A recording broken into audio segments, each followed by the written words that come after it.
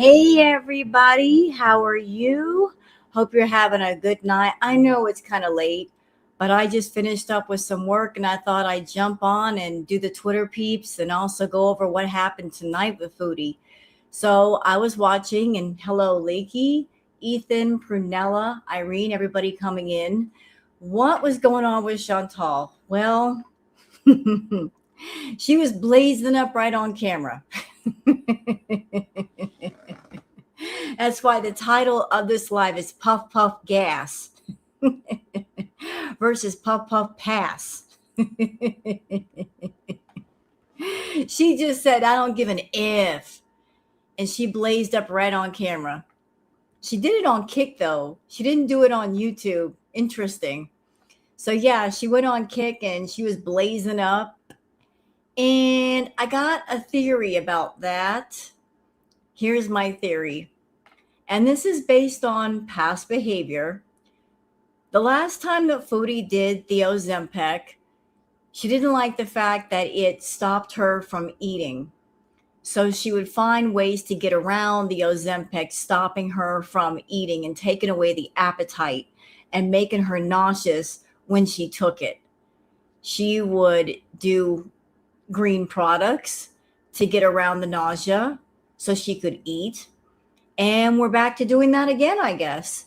So she got Ozempic, and rather than let Ozempic help her, she is still finding a way to have B moments on camera and off on Ozempic, which begs the question, why take the Ozempic at all if you're just going to eat the way you normally eat? What's the point?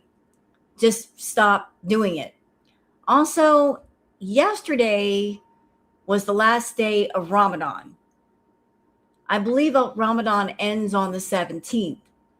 So are we just straight up blazing because Ramadan is over? Yeah, seafood, it gets rid of the nausea and you can eat again. So Ozempic, it's something to help you with diabetes. It's something to help you with your blood sugar. But in order for Ozempic to work, on top of the jab, as she calls it, you have to follow that up with diet and exercise in order to get the full benefit. And Foodie is not willing to either exercise or eat well. Oh, it ends Friday. Thank you, Debbie's World. I did not know, and thank you for the information. So it's just like Ozempic is not something that is going to stop a severe food addiction. I mean, there's no surgeon in the world that can cut the addiction out of her head. And there's no pill or syringe that's going to stop the addiction in its tracks. Exercise, don't be silly. I know I'm ridiculous. I'm completely ridiculous, seafood pie. I'm so ridiculous. So I have been gathering up a bunch of Twitter peeps. Sorry, I've not been live lately. I had a nasty earache that kept me in bed, and I'm starting to feel better. So I'm like, I've been collecting stuff, as I do. I've been collecting Twitter peeps the way that Amberlynn collects Legos, and I want to put them all together and show you guys what Girl World is saying. And we're going to go over a little bit of her live. What do you say? She's eating more now. Of course she is. Of course she is. As if she's going to do anything different. And yes, I've heard Girl World. She's been remonetized on YouTube. I have heard. I got the news. And I'm like, really, YouTube? You remonetized this one? I heard about that yesterday. And I was like, YouTube, you were given an out. You really were given an out with Foodie. By not monetizing her, if she was on Kick and something happened to her, that would have given you guys an out. That it wasn't your problem. But now that you've invited her back on the platform and you've remonetized her, if something happens to her, it's on you now. Did this just start? Yes. So they had an out, y'all. They had an out. She was on Kick. She's doing her thing. They could have kept her demonetized. They brought her back. Although they really didn't need to, because the reaction channels, we were still reacting to her on Kick. Why bring her back? I don't think Foodie's going to have her monetization for very long, though. And I don't think she's going to be doing a whole lot of content on YouTube, to be honest, just because of all the rules, and she can't talk about her eating issue. Like, there's too many rules here now. She doesn't like that. She's going to do a lot of her stuff on Kick regardless. Oh, tomorrow's your birthday? Well, happy birthday, Lisa. I don't think she's going to have it long, Lisa. I really don't think she's going to have it long. You canceled your YouTube and Google crap. Oh, no. You're late? No, you're not. You're just in time. You're all right. The party's just getting started. You're right on time. Don't worry about it. So, yeah, Foodie got her monetization back. What that will lead to, I do not know. But I don't think she's going to be doing a lot of stuff on YouTube. I really don't think so. I think she's going to be doing a lot of her stuff on Kick. And something you guys should know. As far as Kick, the platform, I saw a couple of things on Twitter. I don't think that Foodie is ever going to get kicked off of Kick. I mean, you ask how old I am. I'm 55 years old. I saw a couple of things on Twitter that made me think Foodie's never going to get kicked off of Kick. Why is this? I saw one clip where, and this is a very sad story, there was an older gentleman that was essentially tortured for days until he passed away on Kick, and that was allowed. And then I saw another clip recently where there was a guy on there that was nodding out from Fenny. Let's just call it Fenny. That's the kind of stuff they're allowing on Kick. So it's like the Wild West over there. It's crazy. So unless Foodie does something really, really criminal, they're going to keep her over there. It's just shocking. Very, very shocking. Very shocking. So I know a lot of people have been reporting her on Kick. Y'all, I don't think it's going to work. The stuff they got going on there is nuts. Absolutely nuts. Kick is very slack. Very, very obviously. But I've been gathering up them Twitter peeps, like I said. So are y'all ready to take a look at the Twitter peeps that I've been collecting? And we'll just get into that. Yeah, she found a place where she can be disgusting and foul, right? She took the game over on Kick. Let it be Kick's problem. Let them deal with it. All right, I'm ready too. I'm ready if you are. All right, we're going to get into it. Let's get into the Twitter peeps.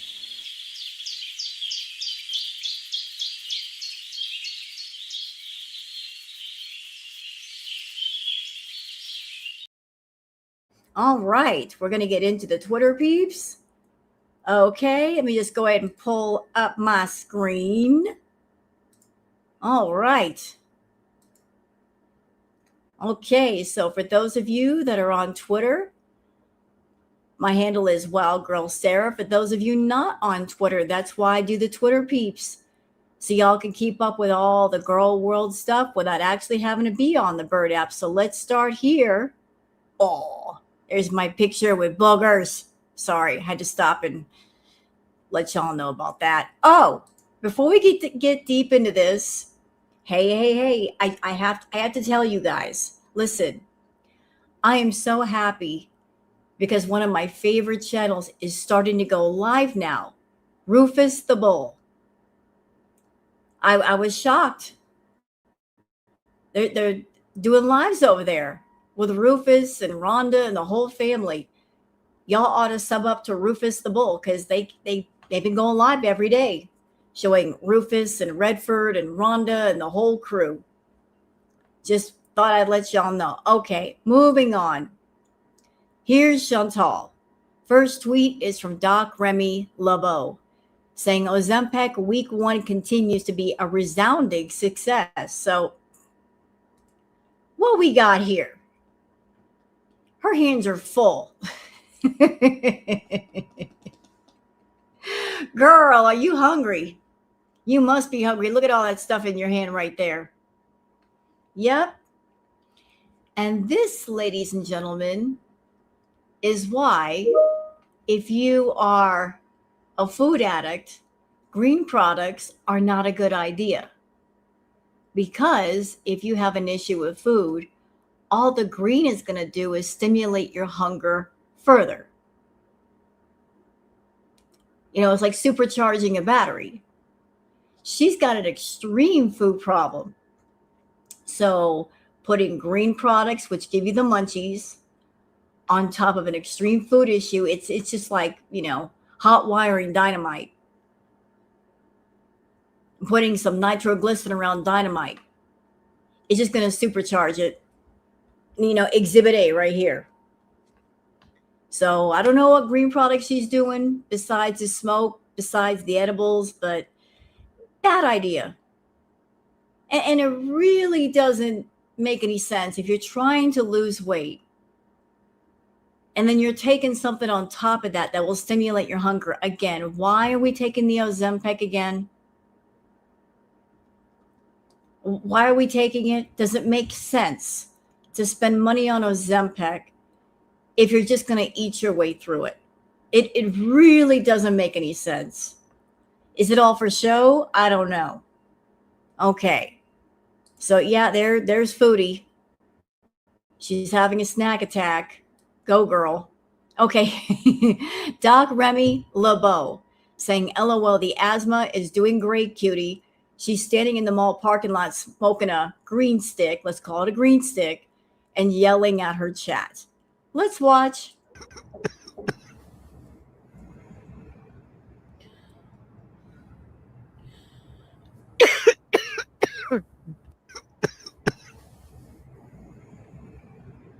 Oh, and I watched part of the live.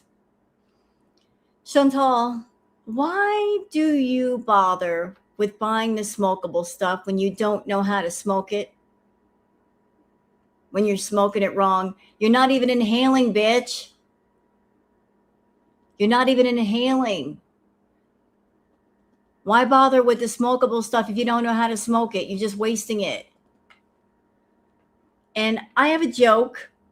I have a green joke for those of you that do smoke, because Mother Nature is good. I don't smoke, but I respect those that do. Here's a joke. What is a green smoker's favorite word? Can y'all guess? A green smoker's favorite word is ear. That's right. Ear. As in ear. Ear. You're welcome. Okay.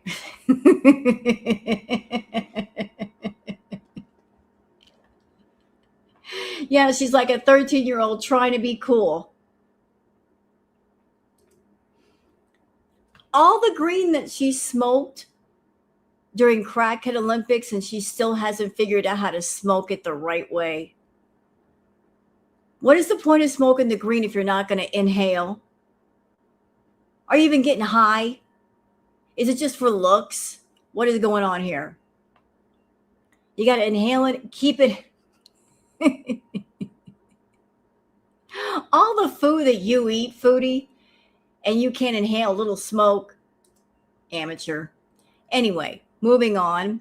Hectic Moments says, disturbingly similar. Who wore better? And she thinks we believe every man wants her.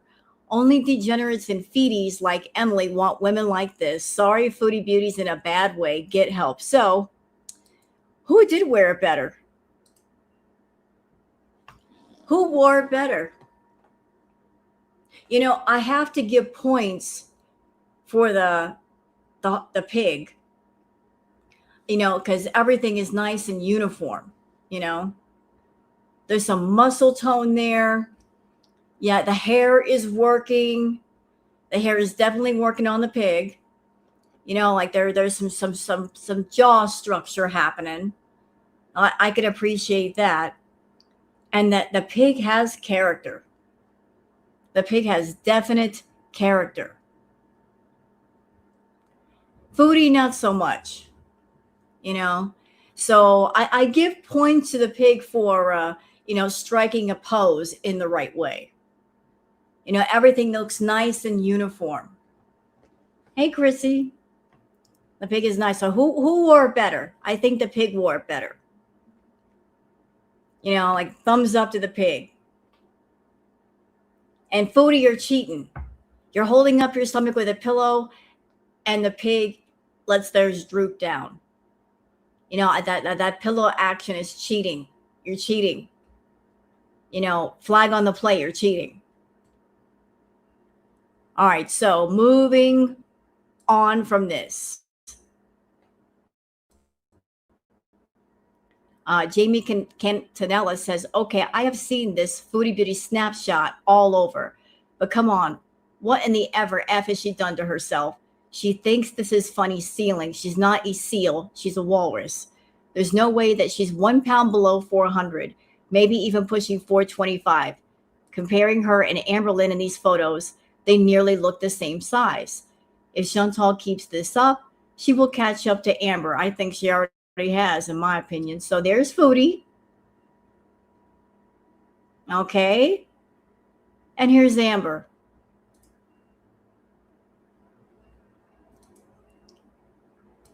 And Foodie. And Amber. What do y'all think? Do you think Foodie might be catching up to Amber or close? C'est la vie says, Foodie Beauty is saying Salah got more controlling, traditional, than says, nah, he's always been that way. So I assume he's got more strict and boundaries so she wouldn't let him pass. That's why she left. That's what I got from that ramble. So was she rambling today? Was she mad? Was she being grumpy? I've seen her being grumpy. She's grumpy and she's defensive. I was kind of watching her live tonight. Foodie, why are you in a mood? I'm confused about your mood. You should be happy. You're on Kick. You got YouTube back. What's the problem? What's the issue here? I don't understand what the issue is. Why are you in a mood? Did they run out of Snickers in Canada? You wanted one tonight and you couldn't find one? I want to see Foodie and Amber wrestle. Well, that would be a very short match. They both get out of breath pretty quickly. But you've been in a mood. Why are you in a bad mood? Hey, Hale. She has a new theory about Kai Bella. You're going to flip out when you hear what she says. Oh, why is she still talking about Kai Bella? That whole thing with Kai Bella and Salah happened a while ago. Why is she still going on and on about it? What does it matter right now? Is she nervous that he's in Syria and she's worried that somebody's going to take her man away from her? So she's trying to find someone to put her rage on. Is that what's going on? For money, she needs drama. I know. And you know what? Listen up, y'all. She needs drama. Chantal's been on YouTube and social media for years. If she wants to make money, she knows how to make money, our girl. She knows how to make it. She knows what she needs to do. She's just not willing to do it. All she's got to do is come online, be herself, and run her mouth, which she loves to do. That's all she's got to do. She wants to get her views up. She wants to make that money. All she's got to do is run her damn mouth. This boring bullshit, it's got to go. Nobody is buying it anymore. Nobody's interested in this anymore. She knows what to do. She's just unwilling to do it. Hey, Darcy. And here's the thing, Foodie, if you're watching. Remember how you went to the Middle East and you were very confident in your thought, the thought that you had in your head, that you can come back to Canada at any time. And the moment you got back, you'd be rolling in the money. Remember how wrong you were? How fast interest died down? Now keep that thought in your head and think about this. So you're back on YouTube. So what? Big deal. As long as you stay boring on YouTube, you're not going to make that YouTube money. You might make that feeding money. You might make that cameo money, but that's about all. Another thing, Miss Foodie. I don't know if you've been paying attention lately, but because you've been so boring, a lot of people are starting to move their attention over to talking about Amber and also talking about Quirky Love Rosie, because there's some interesting stuff there. And other people have been talking about Shani and Rev. So the more boring you are, the more people are going to go to other people because they're bored of you. And that is the truth. So if you're holding stuff in, if you are not wanting to talk about stuff, that is your right.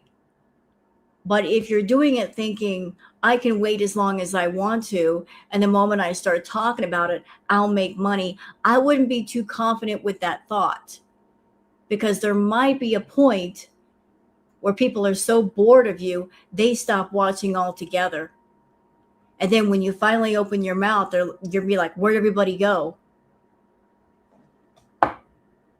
Where's everybody at? I'm here to drop my truth. Where's everybody at? Well, they're so bored they don't care anymore.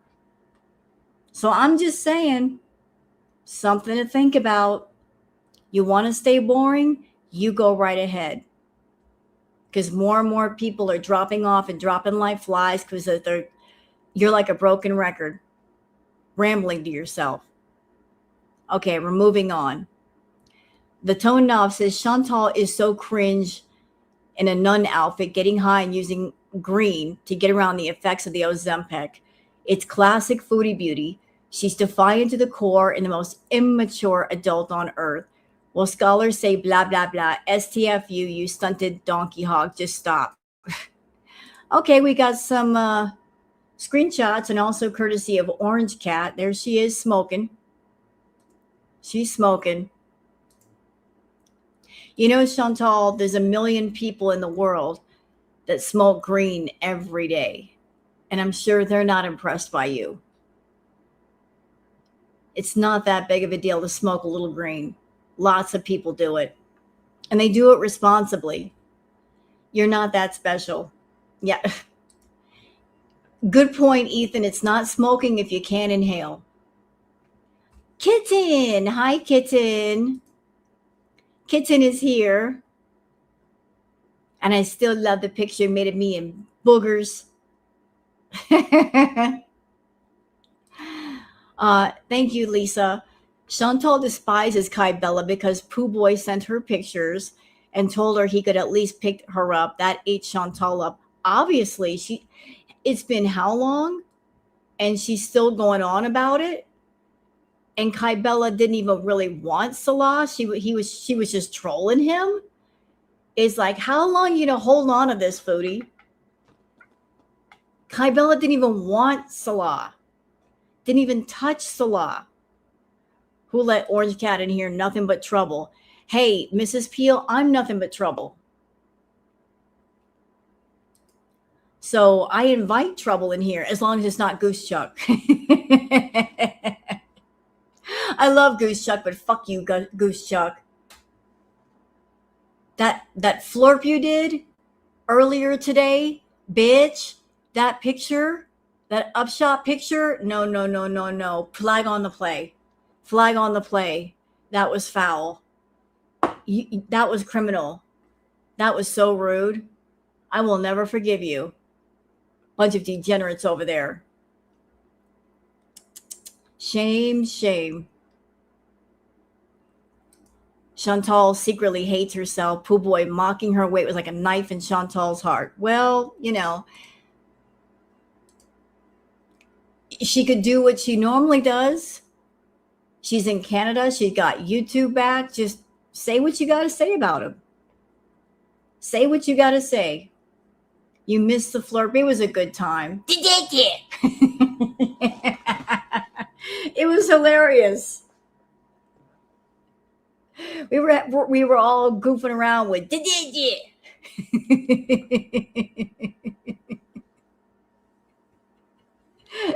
You're gonna have to go back and watch the flirt. I recommend y'all watching the flirt. It was insanely hilarious today.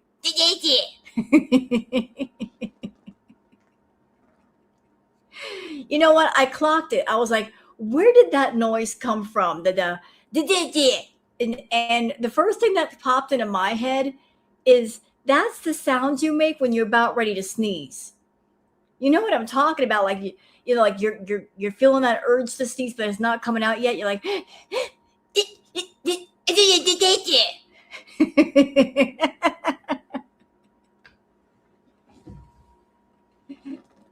that's what it sounds like to me.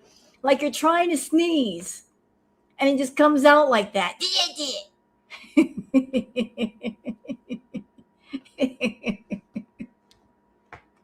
It's like that pre-sneeze sound. What? You know I'm telling the truth. It comes out and it just knocks your head off. All right, but there's Foodie acting like an immature 13-year-old. All right. Speaking of Rufus. Context videos. The farmer explaining his special connection with his bull, Rufus. My boy. Let me give you a rundown on Rufus and why a lot of farmers would never keep him as a herd bull. It's mainly because he's a fucking prick. Okay, first off, he's an asshole. He doesn't respect anything. He doesn't give a fuck about the fences. He don't give a rat's shit ass about the Ranger. He fucked up my truck when I first got it. He has no respect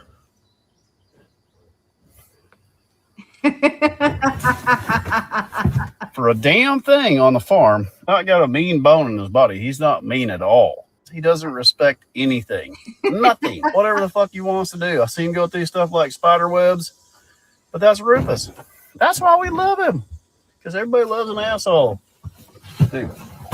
Hey. Hey. I feel like he understood that conversation. Rufus, I'm just telling him why most people wouldn't keep you, but I love you. Okay? You understand? I love you. You're my boy. Okay? Oh. That's why I keep him. He understands what I'm saying. I don't care what anybody says. He understands what I'm saying. I wasn't talking bad about him. I was just saying why people probably wouldn't keep him. But I will forever. I fixed your foot. I didn't make you pay copay for that. Damn. Anyways, I love him. Y'all love him. I just want to tell you all the reasons that most farmers wouldn't keep him. You know what? I'm going to do a voiceover in what I think Rufus is thinking. Yeah. That's a good idea. I'm going to make a voiceover of what he would think, what he's saying that why people wouldn't keep me around. That's Rufus. And that's why I love Rufus. That's why I adore the channel. And Rufus, they've been going live every day, y'all. I'm subscribed to the channel, and it's a good time. And yes, you're right. He loves his oatmeal cream pies. All the cows love the oatmeal cream pies. Rufus is so great. I love Rufus. We are fans of Rufus.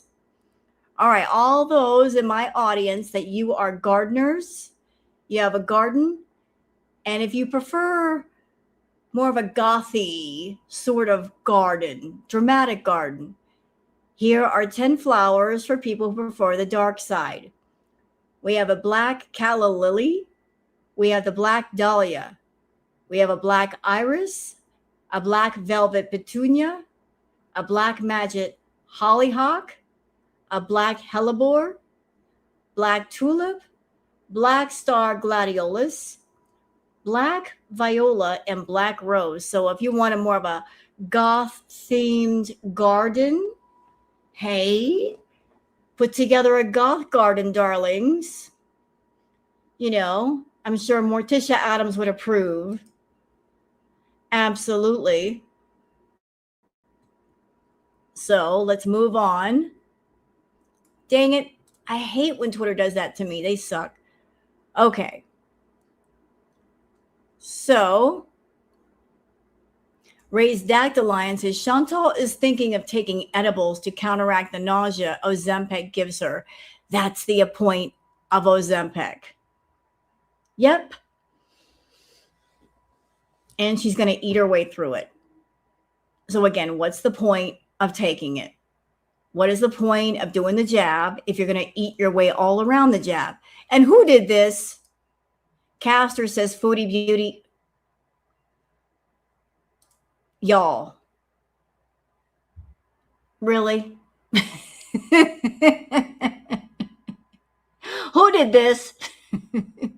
Who's responsible? Who did this? I want a name. I want to buy you a beer.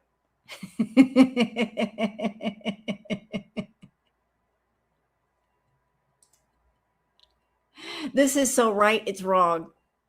And so wrong, it's right. C'est la vie says Foodie Beauty had a mini rage about Salah liking poo. Why would she have a mini rage about it? It's been like 3 years since the whole Kybella thing. Why is she having a mini rage about it? What? She picks the weirdest things to get mad about. It's like a delayed rage. Like you're 3 years too late.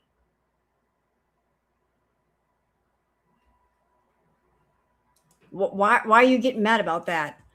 C'est la vie says Foodie Beauty talking about how swordfish is freaking weird as well regarding fetishes, kinks, like being pooped on, etc. She's admitting Salah is weird an hour into this current stream. You know what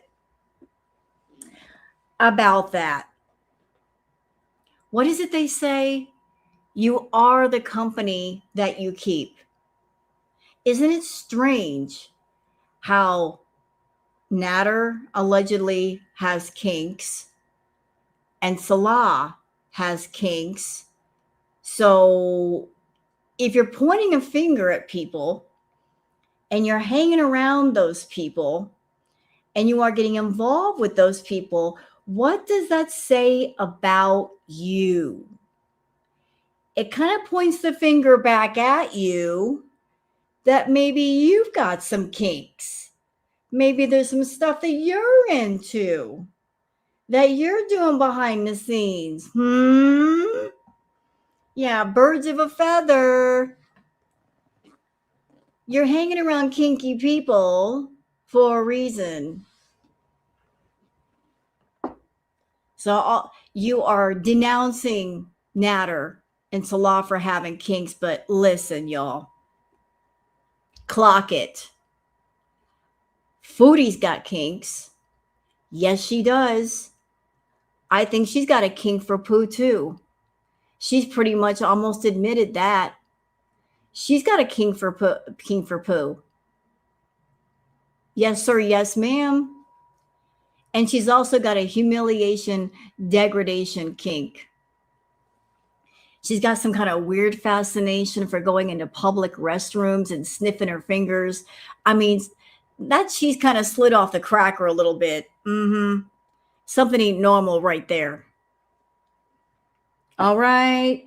So if she's trying to paint herself as some sort of vanilla chick, she ain't vanilla. Nope. Nah. She's got some funny lines, shall we say, like weird curves. So she better be careful talking about other people. Queen Jellybean says Foodie Beauty is doing a bang up job this Ramadan. So I don't want to hear not one more person call her a fake Muslim or claim that she's cosplaying. A current list of her 2026 Ramadan activities include eating from sunup to sundown, arguing with some security guards and yelling, "You have a small penis," really loud outside, flashing her boobs on a live stream, dancing with her gun hanging out and humping a couch arm, going to a green store in a hijab so she could stream herself getting high. But it's fine, guys, because it's her birthday month, and it's not her fault that the holy month of Ramadan is trying to interfere with her big Beezer birthday. You know what she's saying? Oh, yeah, her birthday month. So her birthday isn't just one day, it's an entire month. An entire month is her birthday month.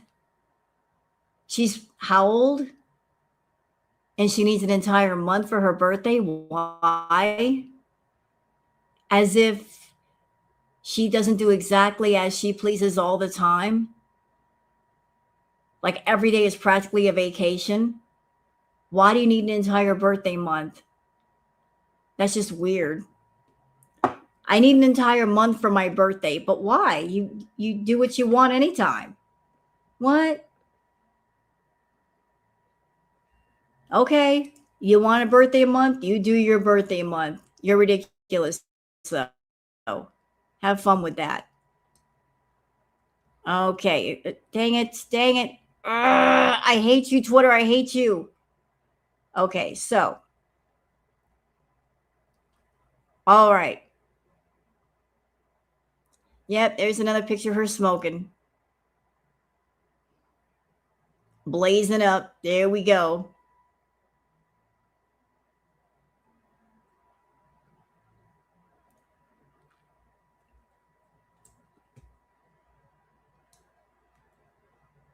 Okay, this was weird. Mo Translate says Chantal hates songs about wet vaginas and wet butt and says they are disgusting. Let's watch. Do you guys hate? I hate sexually explicit songs. They get on my nerves. Like, nobody cares how wet your vagina is, for fuck's sake. You're not special. Everyone has one. Like, seriously, it pisses. Okay, hold on a second. Shut up, Foodie. Shut up. Well, thank you, Gary. Hello, thank you. I'm a frequent silent watcher and always thought that Foodie Beauty wouldn't do feedy stuff because she was too lazy. I have been proven very wrong as of late. It's okay, Gary. It's fine. I mean, it's just one of those things that if you didn't know about it, you wouldn't be able to spot it. But because I had knowledge about that world, like I clocked her years ago. And now everybody else sees it. But what is this? Why is she mad about songs about wet vaginas and butts? Do you guys hate? I hate sexually explicit songs. They get on my nerves. Like, nobody cares how wet your vagina is, for fuck's sake. You're not special. Everyone has one. Like, seriously. Foodie, a couple of things about that. One, as far as songs about wet vaginas and buttholes, you don't have to listen. You know, you can choose not to listen to that stuff. If it bothers you, don't listen. Second thing, is it because of jealousy? Are you over there all horned up? Are you frustrated? You're not getting any? And just hearing stuff like that reminds you how much you're not getting some. Is that why you're mad? Is that why you're mad? Because you ain't getting none. I think that you're mad because you're not getting none. You must be all horned up if even just hearing a song gets you angry. You are frustrated. Well, they got toys for that. It pisses me off. It's disgusting. Who the fuck wants to hear about that? Pure filth. Wet ass. Disgusting. No. I was just thinking of that. I don't know why. Because I have that song. Ma'am, let me tell you something. I'll tell you what's disgusting. You, during Ramadan, you wearing a hijab, wearing an abaya, flashing your boobs, flashing your belly, twerking on that cloud couch. That's disgusting. Okay, you're talking about a song, but you on a live stream doing that stuff. Yeah, I don't know if that was your version of being sexy, but it was disgusting. And don't you yell and scream about fat phobia, fat shaming. I don't want to hear it. You're the one that decided you wanted to be Muslim, put on a hijab, put on an abaya, paint yourself as being pious, and then you're going to get on live stream and you're going to twerk or attempt to twerk and shake your non-frog butt on the cloud couch, trying to give it a lap dance, a very bad lap dance, I might add. That was your version of being sexy. Well, after seeing that dance, I can see why Salah's little baby carrot did not turn into a cucumber. Make me sweat, make me water. Ma'am, nobody cares. Have you heard the song, one of my bed bugs ate my... What? No! And I don't want to, ever. I hate vulgar music. It's not music, right?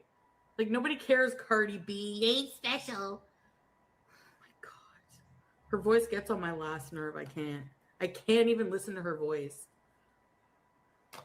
Well, she doesn't want you to listen to her voice. Leave Cardi alone. She's doing her thing. She's making her money. You mad because you're not Cardi? Why are you mad? Anybody that's ever seen Cardi B, I would love to see Chantal shoot off her mouth at Cardi. Because Cardi would be getting down real quick with Chantal, throwing a shoe at her or something. She don't play. The Tone Knob says Foodie Beauty has been doing this crap where she curls her top lip in like something out of an actual nightmare. I don't know why, but I hate it. It makes her look even more insane. I bet she starts biting people and children soon. Whatever you do, do not hand this woman a baby. She's just trying to be weird for attention. And I have to ask the question, Foodie. Yeah, Cardi would dog walk her. She would dog walk her. But Chantal, I have to ask the question. Look, I don't know what you're doing, when you're doing it, but are you taking some of the snow and putting it on your gums? And maybe it's making your gums and your lip numb. Is that why you're doing it? The lip curling? Are you rubbing it on your teeth? Because some people sometimes do that. Are you getting the snow and like rubbing it on your gums? I'm just asking questions. That's all. Doc Remy LeBeau says, I don't think I have ever seen this particular body shape in my life. The poor armpits of that shirt gave all they had. Yep. And she ripped. That abaya is ripped in the armpit. We'll see it again. Watch. Here we go. Lift up the arm, Foodie. Come on. Come on. There we go. Strangely, all of her clothes get ripped. Wonder why that is. Could it be because you buy things too small? and the seams just can't hold. Now here's something positive from Shiri Satha. Which country needs this fruit wall? So y'all listen to this. Portugal plants fruit walls along roads to feed travelers and to cut food waste.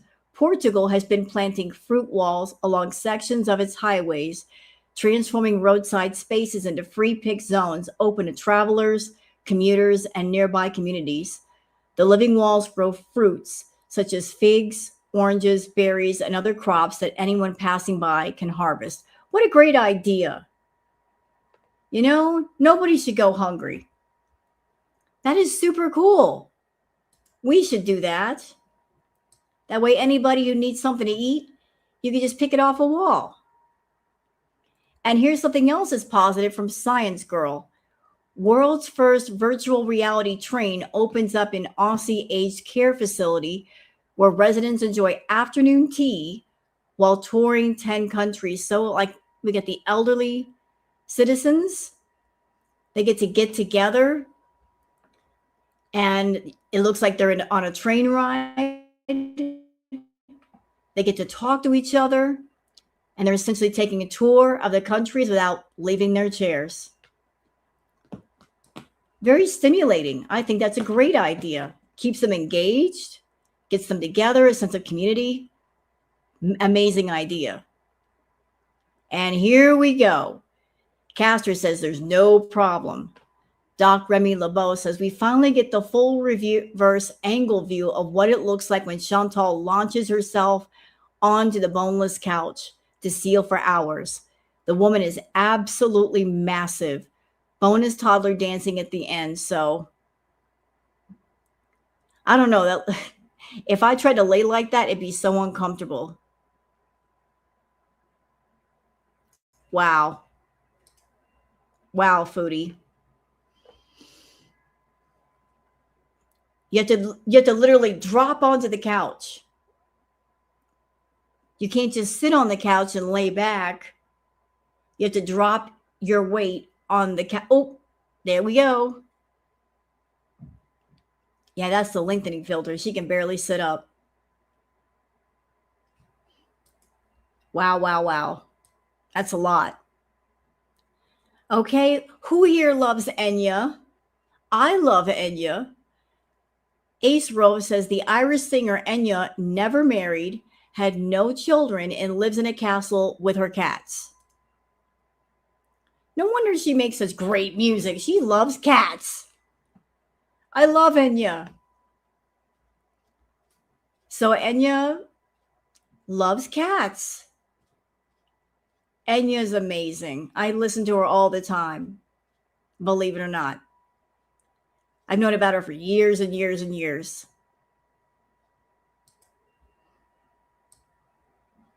Okay. For all curious, as scientists say that the purring of cats can help calm anxiety attacks in humans. Studies indicate that the sound is emitted at a therapeutic frequency between 25 and 150 hertz. Also, and I'm just adding this in, y'all, there are lots of videos on YouTube that you can find. You can search up like 25 hertz or 150 hertz, like ambiance type videos. You can listen to them for like the frequency and they'll calm you down too. So if you would like to find something calming on YouTube, look for that. Hello, Vanilla. Da Vinci says street cat sign in Istanbul. Istanbul loves cats too. Look, they love their cats. They take care of their cats. Who did this? Florida Sultan says twinsies.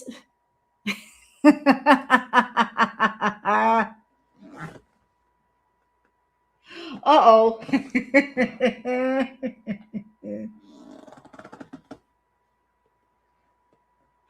Lord, the transformation is nearly complete. The transformation is nearly complete. Now all Chantal needs to do is say, hoo, hoo, hoo, hoo.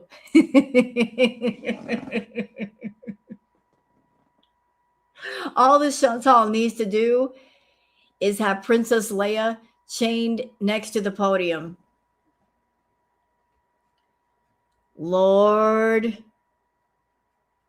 I mean, we're almost there. She's almost reached her final form. Keep it up, Chantal. You're getting there. You're getting there, mama. I love this from Psych Wizard. You are alive. You have a home. You have a bed. You have food. Be grateful. Oh, I love this video. This is what freedom feels like. Right? Like the storm is in progress. You're standing out in the rain. This is what freedom feels like. This is what it tastes like. It tastes like the rain on your face. Now check this out from Massimo. Special ladders in Switzerland built to give cats easy outdoor access. Look at that. All kinds of creative little ladders for the kitties. They're all over the place. And there's all these different designs, like they go up the poles and up the ramps. And look, and the cats just love them. They got innovative people. Oh, God, we're back to this. You know what, Twitter? Y'all need to stop over there. You really need to stop. Okay, going back. Every time I click on something, Twitter's like, oh, no, you're going to go back to the beginning. Get out of here. Nature Unedited says, Midnight, a cat named by the local resort staff, is a cherished member of the island community. During a sunset stroll, Cam Grant filmed the cat in action, showcasing how island cats survive. So, on the island, cats have learned how to fish. Yep. There goes Kitty. Kitty caught a fish. This is how island cats survive. They learn to go fishing and they catch a fish. Because cats are natural predators. They love to hunt. That's why they have their little zoomies and they go after things. So they just love to hunt things. Yeah, very impressive.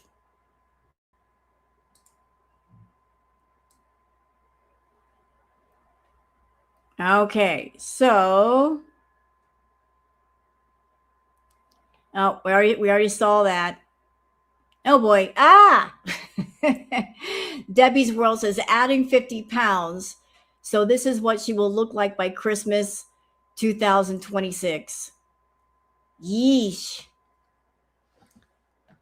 Chantal, you better be careful. You keep eating on that Ozempic, you might look like this. You might already look like this. I mean, take the filters off and let's see.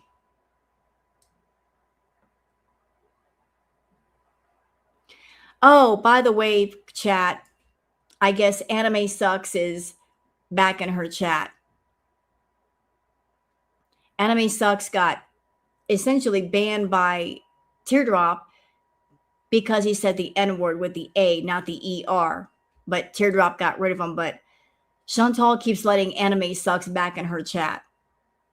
Just thought I'd let y'all know. Like, he just lets him keep sneaking back up in there. C'est La Vie says, Foodie Beauty admitting Salah did have him, meaning Anime, blocked, and then glazes over that, so she unblocked him. Why do you keep unblocking Anime Sucks, Chantal? Is he giving you money? Is that why you keep letting him back? He's giving you money. Is that why you've been doing all the fart content? Because he does like the fart content.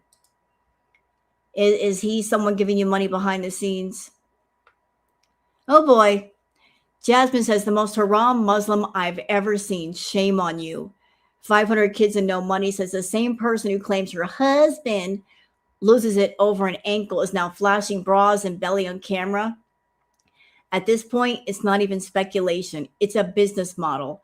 No monetization on YouTube, yet somehow the lights stay on. Well, we know how. We know where the money's coming from. We've been known. We've been known over here. Could it be the $250 Scameo business videos? Is that how the lights are staying on? Could it be the requests that she takes while she's live on Kick? Because every time she does something on Kick, her notifications go off, that little dinging sound. Yeah, the money's coming from somewhere. Yeah, and I heard she took a dump on stream.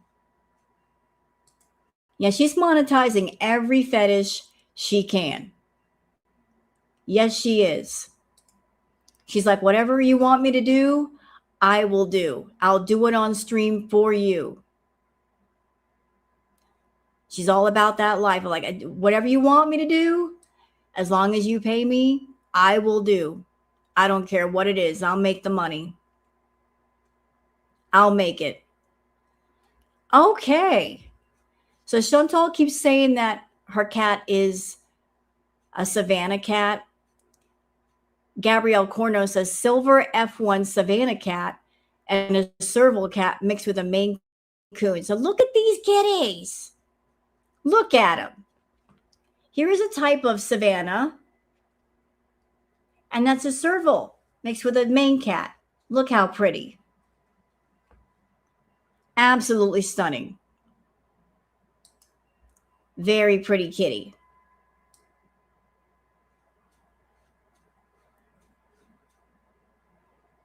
Okay, we got anything else here? Yeah, and I heard about this. Her getting the macaroons. Next. Tat Von B says, Haram, what the F is this? So this is what we're doing during Ramadan? Looking like a broken can of biscuits? We're just going to let the belly hang out? Y'all remember back in the day when she was in the Middle East and Salah would freak out if she even said the word butt? He kind of kicked her underneath the table. Now look at her, showing her belly. And you have nothing to say about this, Salah? You have nothing to say about this? Her showing all her business? So she lifted up her shirt, showed her belly, showed part of her bra, but she is showing her belly right here. She's taking people in the bathroom to hear her using the bathroom. Nothing to say, Salah? This is what we're doing during Ramadan? And here's another one from Raised Dactyline saying, what is this? This, by the way, ladies and gentlemen, is Foodie content. The Foodies love this. They want to see the belly. They want to see how big it's getting. Best believe they wanted to see that. They paid for that. Also, the top that she's wearing. Can we talk about that for a minute? Can we talk about it? I'm going to talk about it. That top, it was too small. It barely covers her. And that's something that the gainers like. They like for people that are being fed to wear clothes that are too small, because it points in the direction of how much they're gaining. It's a crop top. I'm not going to harvest that crop anyway, but seriously, gainers love for people like Chantal to wear too small clothes because it points in the direction that they're gaining weight. So they will purposely wear clothes that are too small for anybody who's a gaining Foodie. Yep. All 3 new shirts she got are way too small. The Foodies love the busting out fetish. Yep, they do. And this was something that happened back during Crackhead Olympics days. Remember all the torrid hauls she used to do? I noticed right away, I'm like, isn't it very strange and odd that when she was buying clothes, most of the clothes would be way too small. And there was like only one outfit or one dress that fit correctly. I'm like, why would you order many things that are two sizes too small and one thing that would fit correctly. And then I figured it out. Is because the other clothes were for the feeties, for her off-camera work. They were not going to be clothes that she wore outside the house. It was feedie wear. And she's doing it again. So some things never change, huh, Foodie? Ray's Dactylion says it's obvious that Smee came down and cleaned Chantal's apartment and bought her new old lady style clothes. This must be an early birthday visit, which means Foodie will be alone on her birthday. Drive through alone beast for Foodie's birthday coming up. So I heard that Foodie was renting a car. Yes? She says she's renting a car. Here's my question. Why? Where are you going? What are you doing that you need a car? Oh, that's right. You need a car to go see Nads, right? Hi, Starshine. Do you need a car to go see Natter? Spend time with Natter? I think that's it. You want to go see him and pick him up and bring him back to the house. You're going on a manhunt? Because you really don't need a car. You prove that. You've been all around the town in that scooty.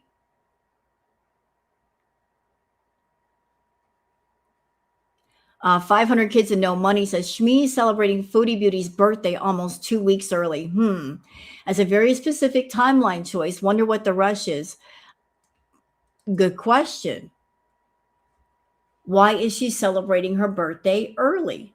Is there something going on? Is she going somewhere? Why 2 weeks early? That is very strange indeed.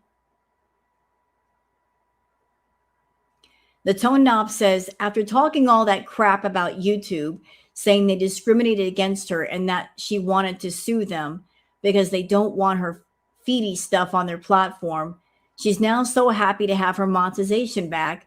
And I'm genuinely ticked off about this. F you. Well, they wanted her back on. They had her back on. So if something happens to Foodie on live, it's on them. They had an out and they screwed it up. Oh, Lord. Doc Remy LeBeau says Foodie Beauty just found out she's remonetized on YouTube and nearly fell out of her clothes while convulsively gyrating in celebration. Don't watch if you're trying to eat. God. Oh my God. Mango, thank you.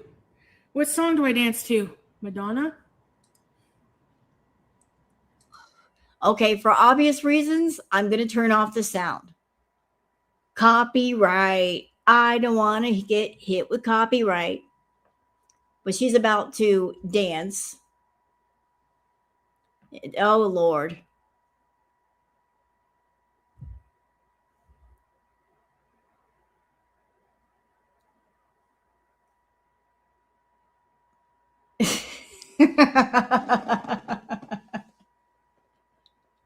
You know what I noticed immediately about her dancing? She doesn't bend her knees. She wants to twerk, but she did not bend her knees to twerk properly. She's dancing like she's got iron rods for legs. Just hopping around. So she's trying to twerk. She can't twerk properly. Hello, booger. Such rhythm. Hunched over at right angles. And now we know why Natter had her in the woof woof position.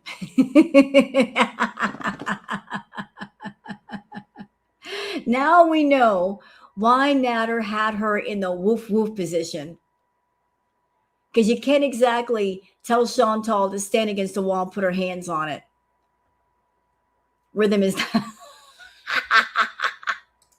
Rhythm is not a dancer, not with that one. Rhythm is not a dancer. Nope.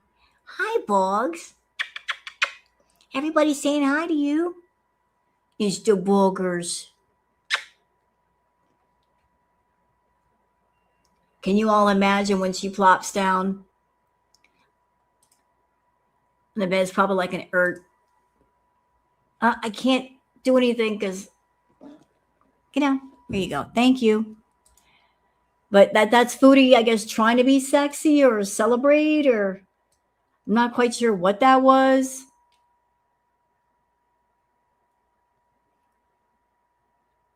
So yeah, I heard about the monetization. Monetization, oof, more pictures.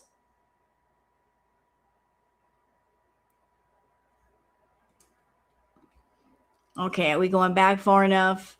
Yep, she's remonetized.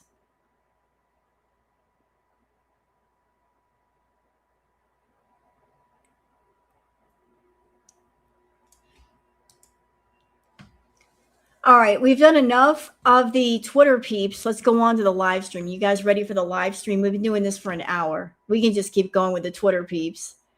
But we're kind of all caught up, aren't we? I think we're all caught up. Let's get into the live stream where she was, still smoking. There she is. There's our girl.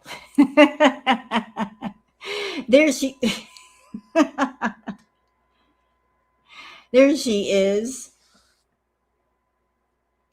And I've got a theory about why she walks stiff-legged. Here's my theory. Listen, Chantal's real short. And she's hundreds and hundreds of pounds overweight. And she carries a lot of her weight in the middle. I think she purposely walks stiff-legged because she's trying to add to her balance, if that makes sense. Like you stiffen your legs so you don't fall over.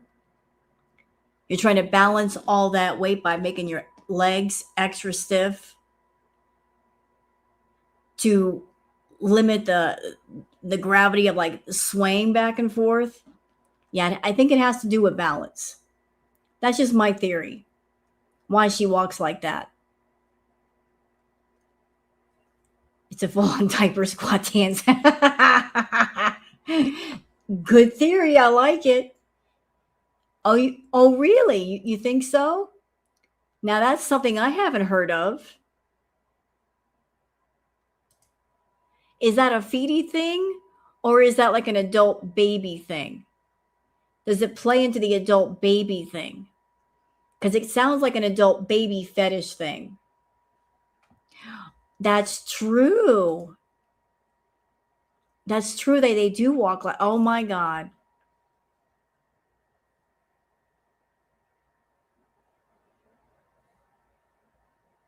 Wow. See, there's things that I know and there's things that I don't know.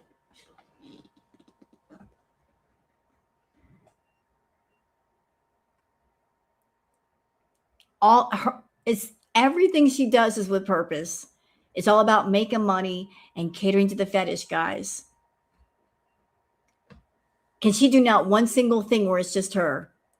Thank you, Darska, for being a member for 3 months. Sorry for being late. No, don't listen. You're not late. You're just in time. Yeah, it's all about the money, baby. It's all about the money. I know, and I agree. They are sick.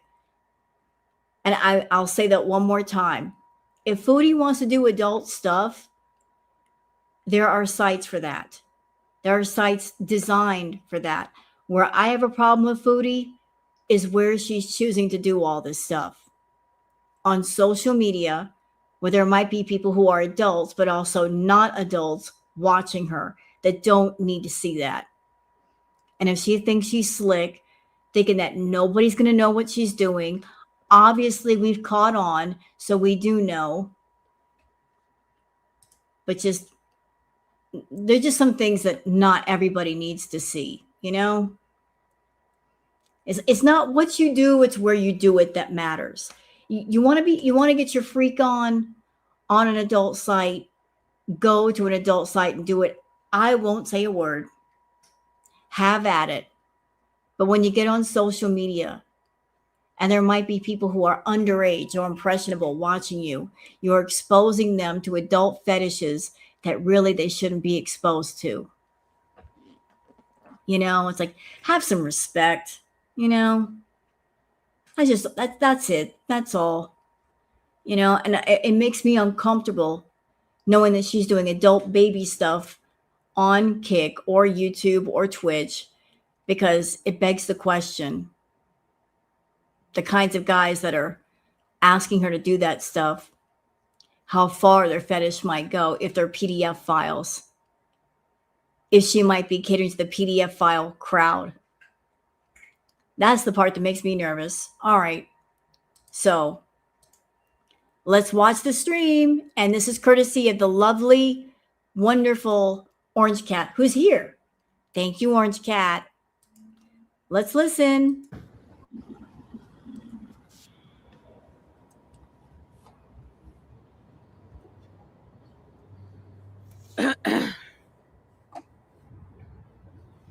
Well, hello. Love the sound of rain. Cough more. It's cold out. Yeah. My inhaler worked really well earlier.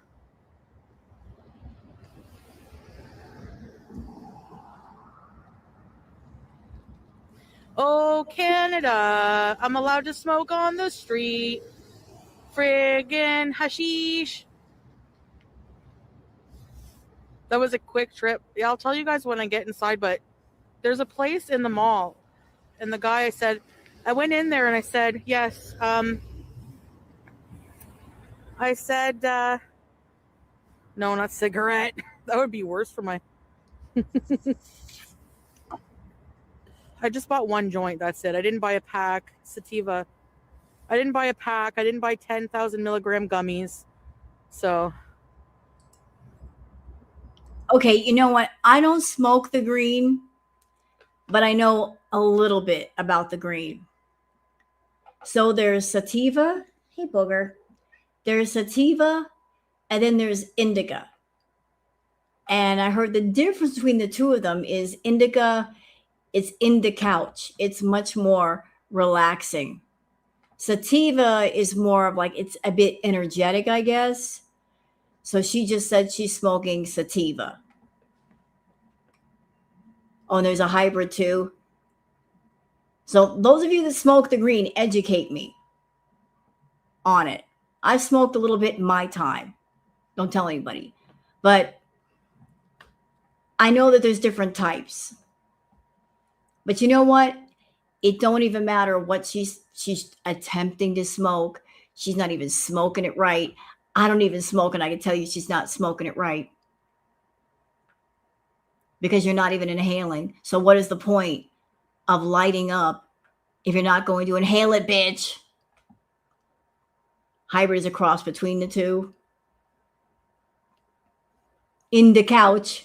And if you smoke too much, you're in the floor. In the floor. You underneath the floorboards. You might as well just stay there.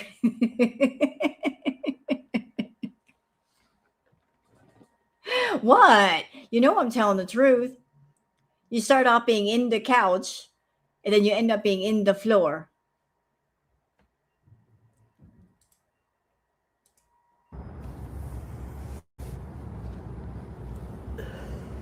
Anyway, I went and I said, yeah, do you have anything for like pain and helping stay asleep at night? Because I can't. So he recommended something. So I'm going to try it one a night.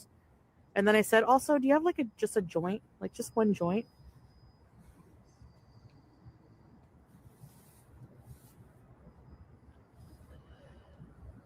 Sometimes, well, life is for living.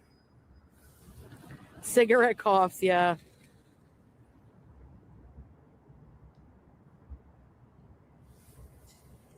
I'm not getting much smoke with this one. Well, that's because you're not inhaling, stupid. Sometimes I just feel like, yeah. I mean, I'm going to not buy the really high dose gummies. I'm going to control it. I can control. I'm not in the emotional place I was when I was abusing it. So Chantal, this is just my opinion. Since you have an extreme food issue, you should not be doing gummies at all. I'm not a doctor. That's just my opinion.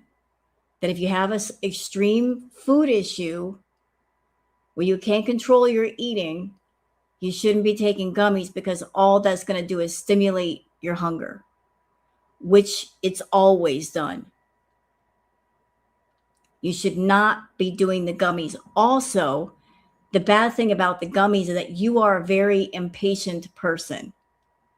You don't wait for the gummies to take effect. You don't wait like 30, 40 minutes, an hour before you take another one. You take one, and then you take another and another and another. And then by the time you're taking like 5 or 6 and they all catch up with you, you're smashed. That's why you shouldn't take the gummies. But I get it. You live in an apartment building.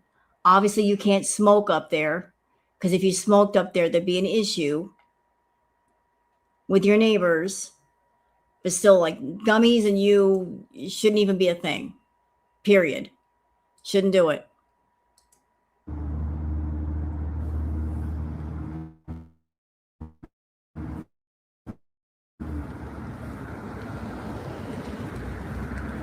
Anyway,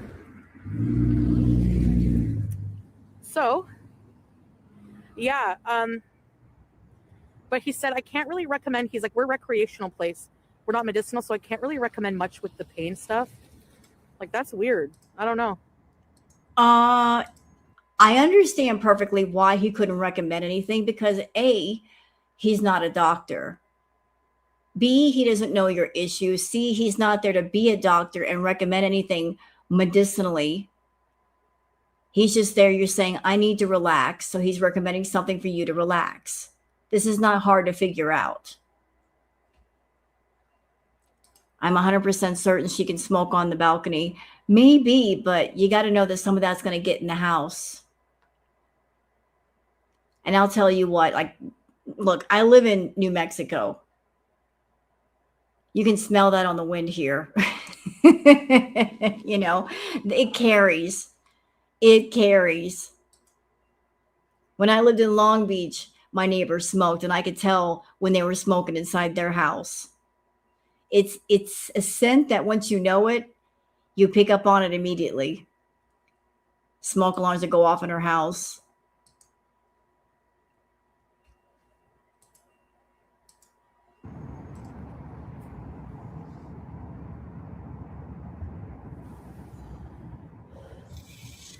I don't know what the limit is, but there is one.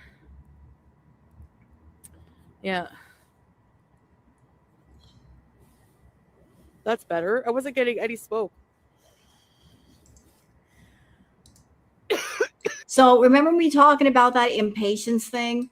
Y'all just let me know that before she came outside, she popped a gummy.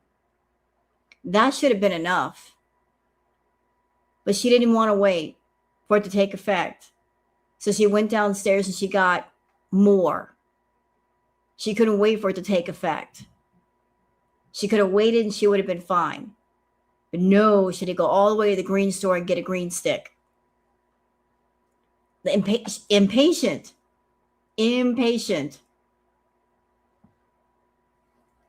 Like, why are you trying to rush getting high?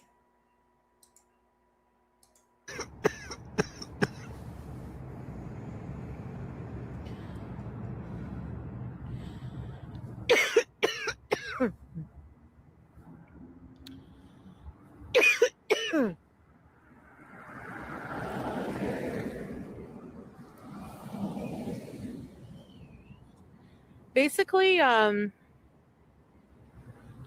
was $20. Oh, for the joint alone, I don't know. I got a lighter. I got a bag of this thing I have to take every night, and this one joint.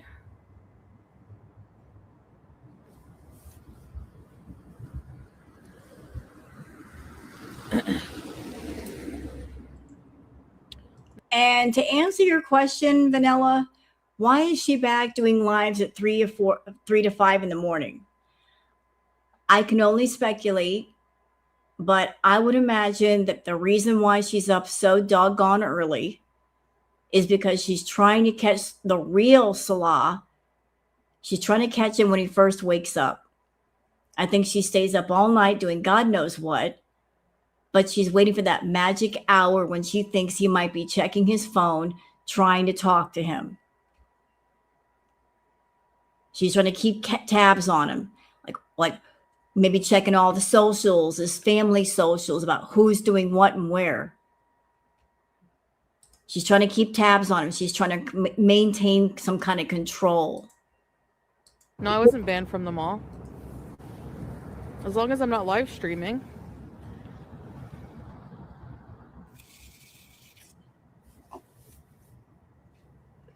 Which I don't.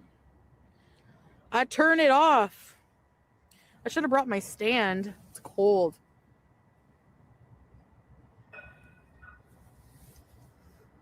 Man, going on the O train would be so trippy right now. There it goes. Can you see it? Ah! It's really empty right now. Well, I mean, where are people going to go? You know what? Thank you for bringing that up, Kitten. Where's your comment? Now I got to find it. Hold on. Where'd it go? Thank you for bringing that up, Kitten. You know what? I remember back in the day during Crackhead Olympics, there's a reason why we called it Crackhead Olympics, because it literally was. She was doing the snow from morning till night. That's why it was so crazy, and it took the entire girl world community to keep up with her, because she was at 100 miles an hour all day, all night long until wee hours of the next morning. But she would take the snow all day.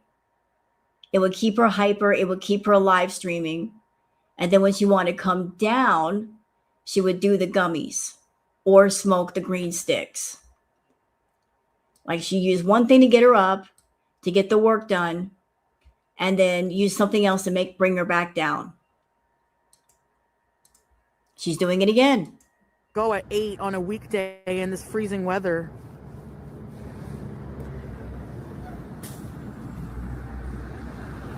Beaver tail? You know what, Mandrews, as far as she's doing things to piss girl world off, I'm not going to speak for anybody but me. But I'm going to ask you guys. I'd like to ask you guys a serious question. Like, are you guys as desensitized to Foodie as I am? Have we reached a point where she's done so much, so many things, so many times over and over, that we are just desensitized to the bullshit? Have you reached that point where you're like, I can no longer get mad at this woman? I don't feel the same sense of rage or anger that I used to, because the things that she's trying to do, she's done so many times. It's like, why even bother? Because I'm feeling that way. Like, she likes to poke, but she pokes in the same ways over and over and over again. It's like, I can't even bother to get mad. Like this right here, her smoking a green stick. Am I going to get mad about that? No, because she's not hurting me. Is she doing what's inappropriate for someone who is a Muslim? Yes. Is that a bad reflection on her? Yeah, but that's on her. It's not a reflection on me. This is what she's wanting to do to get a rise out of the community or get people talking. But is it really like talk worthy? Nah. It's just something of interest. And why is it something of interest? Because lately she's been so boring. That's how boring it's been. Like, when she does something like this, it's a bit interesting because the rest of her content is so boring. That's how bad it is. It's not talk worthy. And this is why a lot of people are watching other people. They're watching Amber. They're watching Quirky Love Rosie. They're watching Shani and Rev because this is bullshit. But this is the bullshit she wants to do. It's a snooze fest.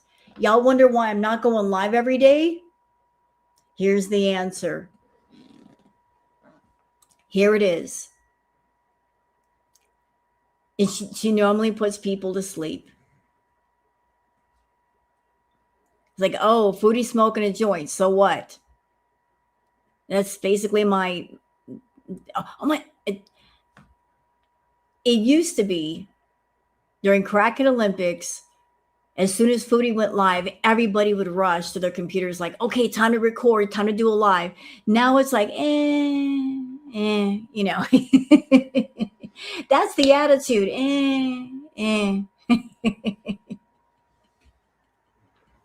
You see Foodie come live and you're like, you know.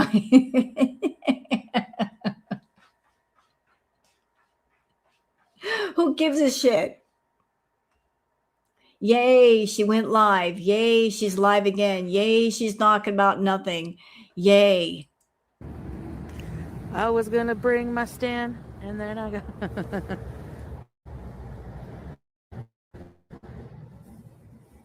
I don't know. I'm 42. It's my birthday month. If I want to, I have gone so long without weed. If I want to smoke a joint, I don't know, once in a while, whatever, you know.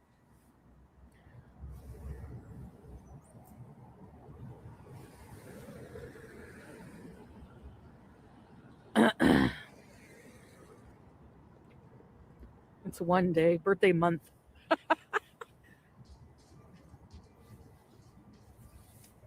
I'm an adult.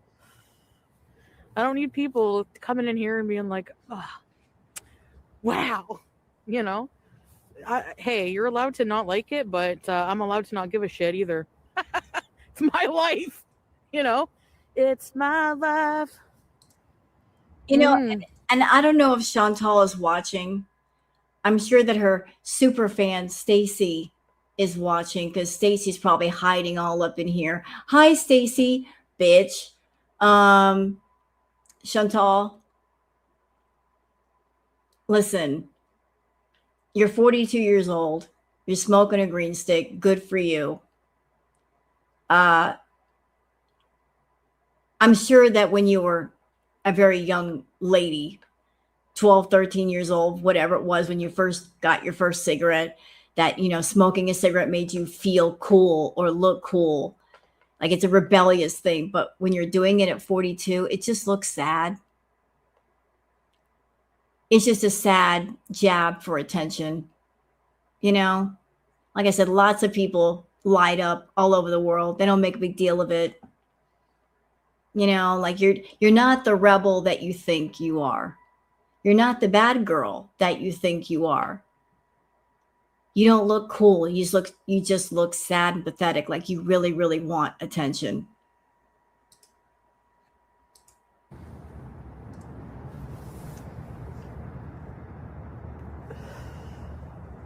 I'm a sucker for bad habits. It's legal. Totally. I'm allowed to smoke out here in the air. I'm smoking a joint. Big deal. Canada. Imagine.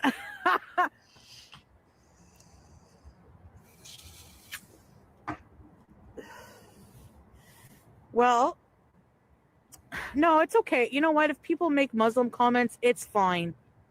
I don't care right now, you know? Like, it's totally fine. You know, Allah says, I will not burden a soul with beyond what it can bear. My soul cannot bear not having a joint right tonight. I'm just teasing. I don't plan on becoming a chronic smoker, just once in a while.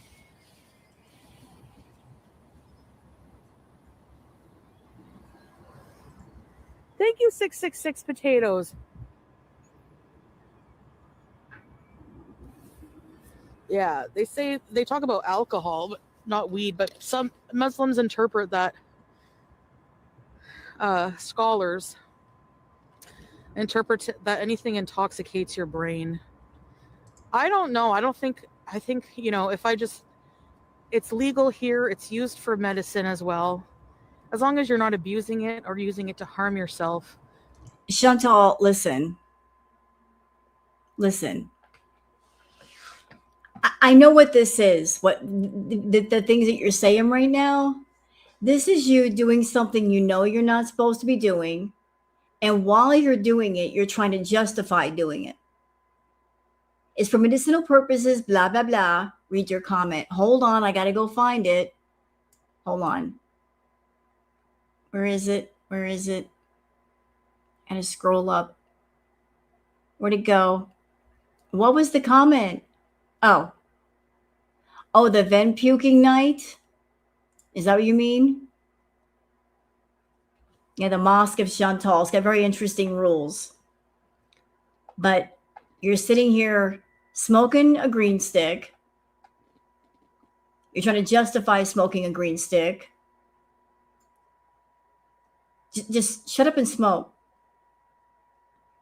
If you had any respect for the Muslim faith, you would take off the abaya, take off the hijab, and just do what you want to do. It's time.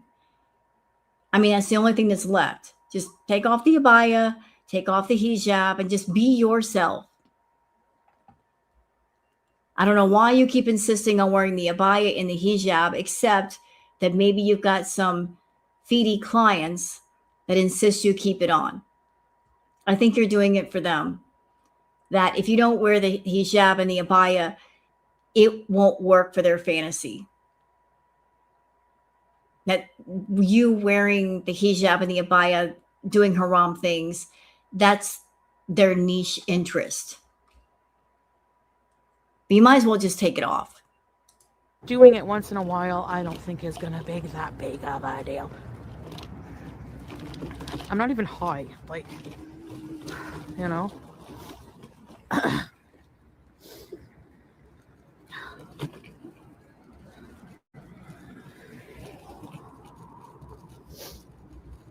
whatever. I mean, I'm not feeling bad about it. I need something to keep me asleep through all of the cat's beezing, because, like I said, I cannot kick her out. I can't do it. Ugh. I drove around. Actually, my nausea is instantly gone. I'm not even kidding.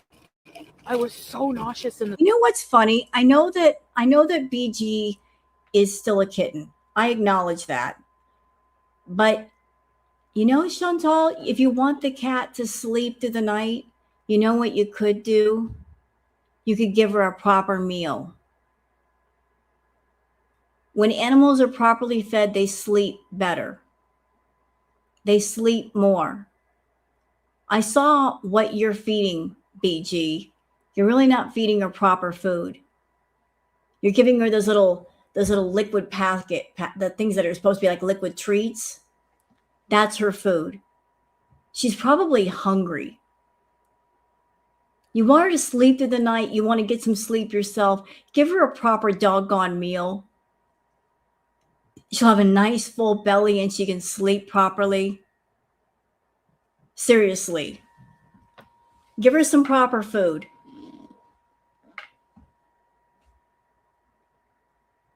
Give her some proper food. My baby gets fed, and I'll tell you what, Booger loves to sleep with me, y'all. I mean, I could crawl into my bed behind me right now. Queen Booger will be up there in 2 seconds, and she wants to get underneath the covers with me. If I take a nap, she's underneath the covers with me, right next to me. She got her real nail cat food yesterday. About damn time. Took her long enough. Yeah, and also give her water, Foodie. Cats need water. Don't just turn on the tap when you feel like it. Put out some water, damn it. But just give her some proper food. Make sure she's got proper water. Make sure her litter box is cleaned out. Maybe then she'll sleep better. The store. I went into the dollar store and I thought I was going to yak, so that's why I was so fast. But guess what? The nausea's gone. I'm telling you. That's pretty good. I don't know. Am I allowed to smoke and drive this thing? Fuck. Whoa. Hold on, guys. Okay, I don't hold like on. This is important. Shut up, Foodie. Shut up. Lisa, something for me.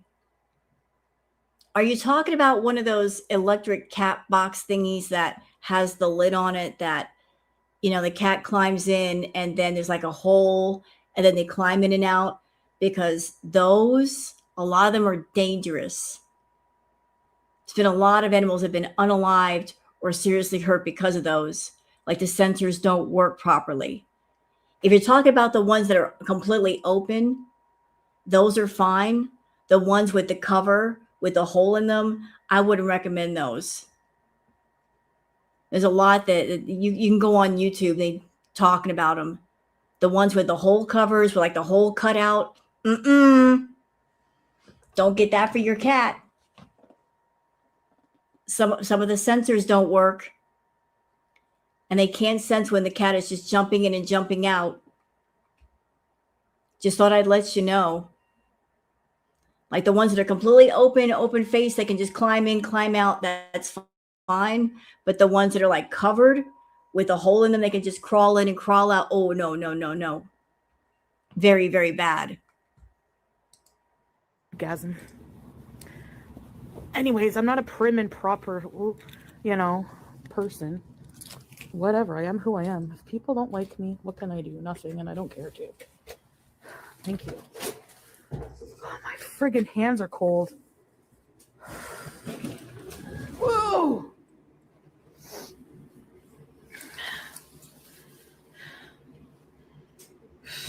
You like me? Thank you.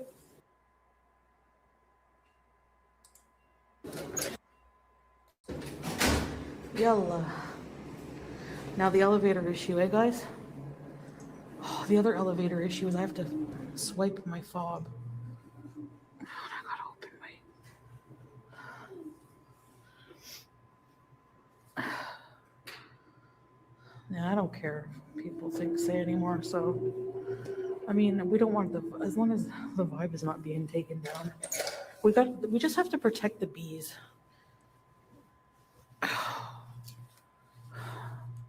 Oh, here's the stairway. Oh my God, look at this. They're big stairs also. They're like high. Okay, I gotta put you down to open the door. I'll be back, okay?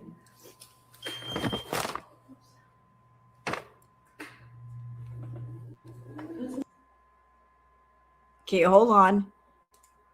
PA. Was that M. Night Shyamalan? Canadian girl, where's strawberries with the gumbo fiasco? We need more tea. Celebrity tea we don't care about. Oh, Christopher Reeve? He was in that? Oh, cool potatoes. Yeah, I did Vin Dragon. Shamalama Ding Dong Cab. Yeah, I know people used to say that, eh? And it's not even like his last name is that hard to say. Shyamalan. Okay, does she continue to be boring for the rest of the stream?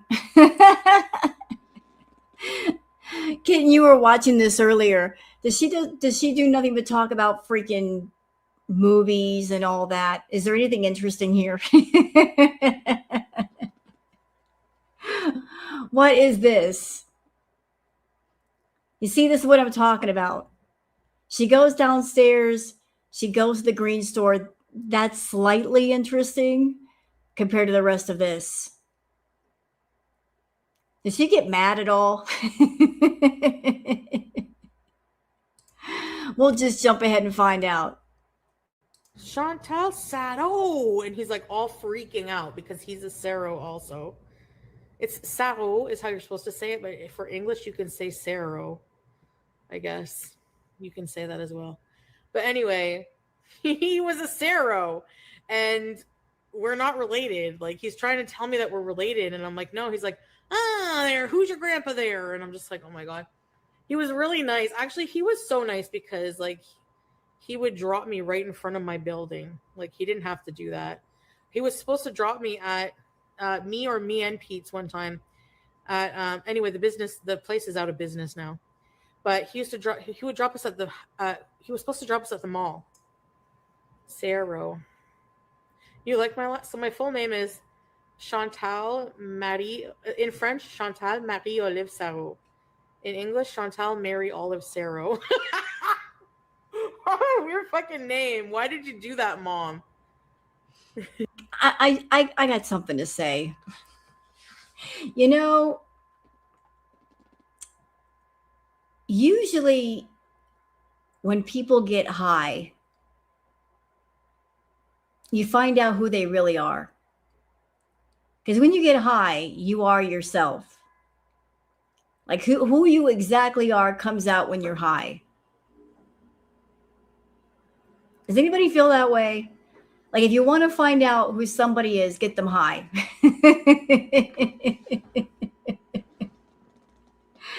And it's amazing how even high she's boring. Usually people get more entertaining and animated and funny when they get high.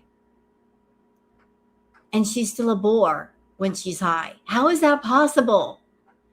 How is it that you smoked something and you took something and you're still fucking boring? How did you manage that? Actually, because my mom's, I don't know, one of my great grandmothers or something was named Olive.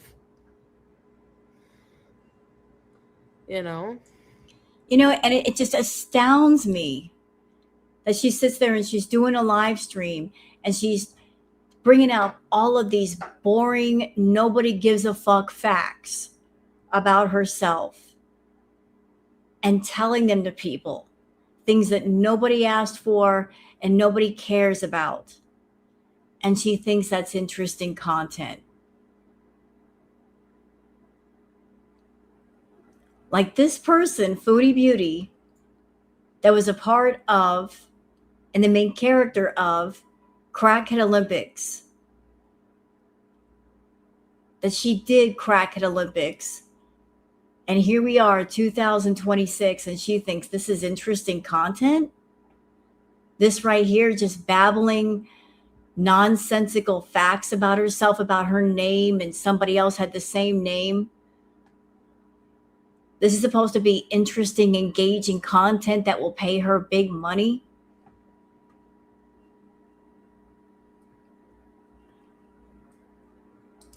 Okay. Yeah.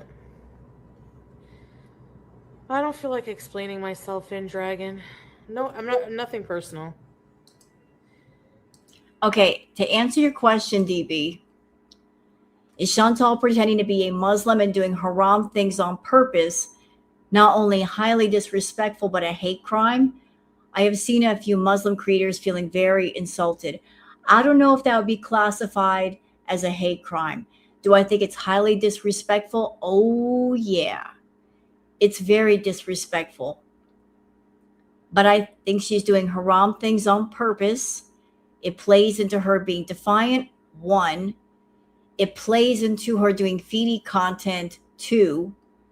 And I also think there might be some clients that are specifically asking her to have on the abaya and have on the hijab because they want to see a quote unquote Muslim woman doing haram things because that's part of their kink. I think it's for certain clients that she might have.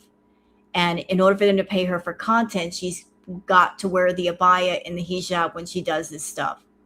Because there's a whole lot of people doing regular feedy content. But what she's doing might be very specialized. And because what she's doing is specialized, she can ask more money. There's like regular run-of-the-mill feedy content, which can be gotten everywhere.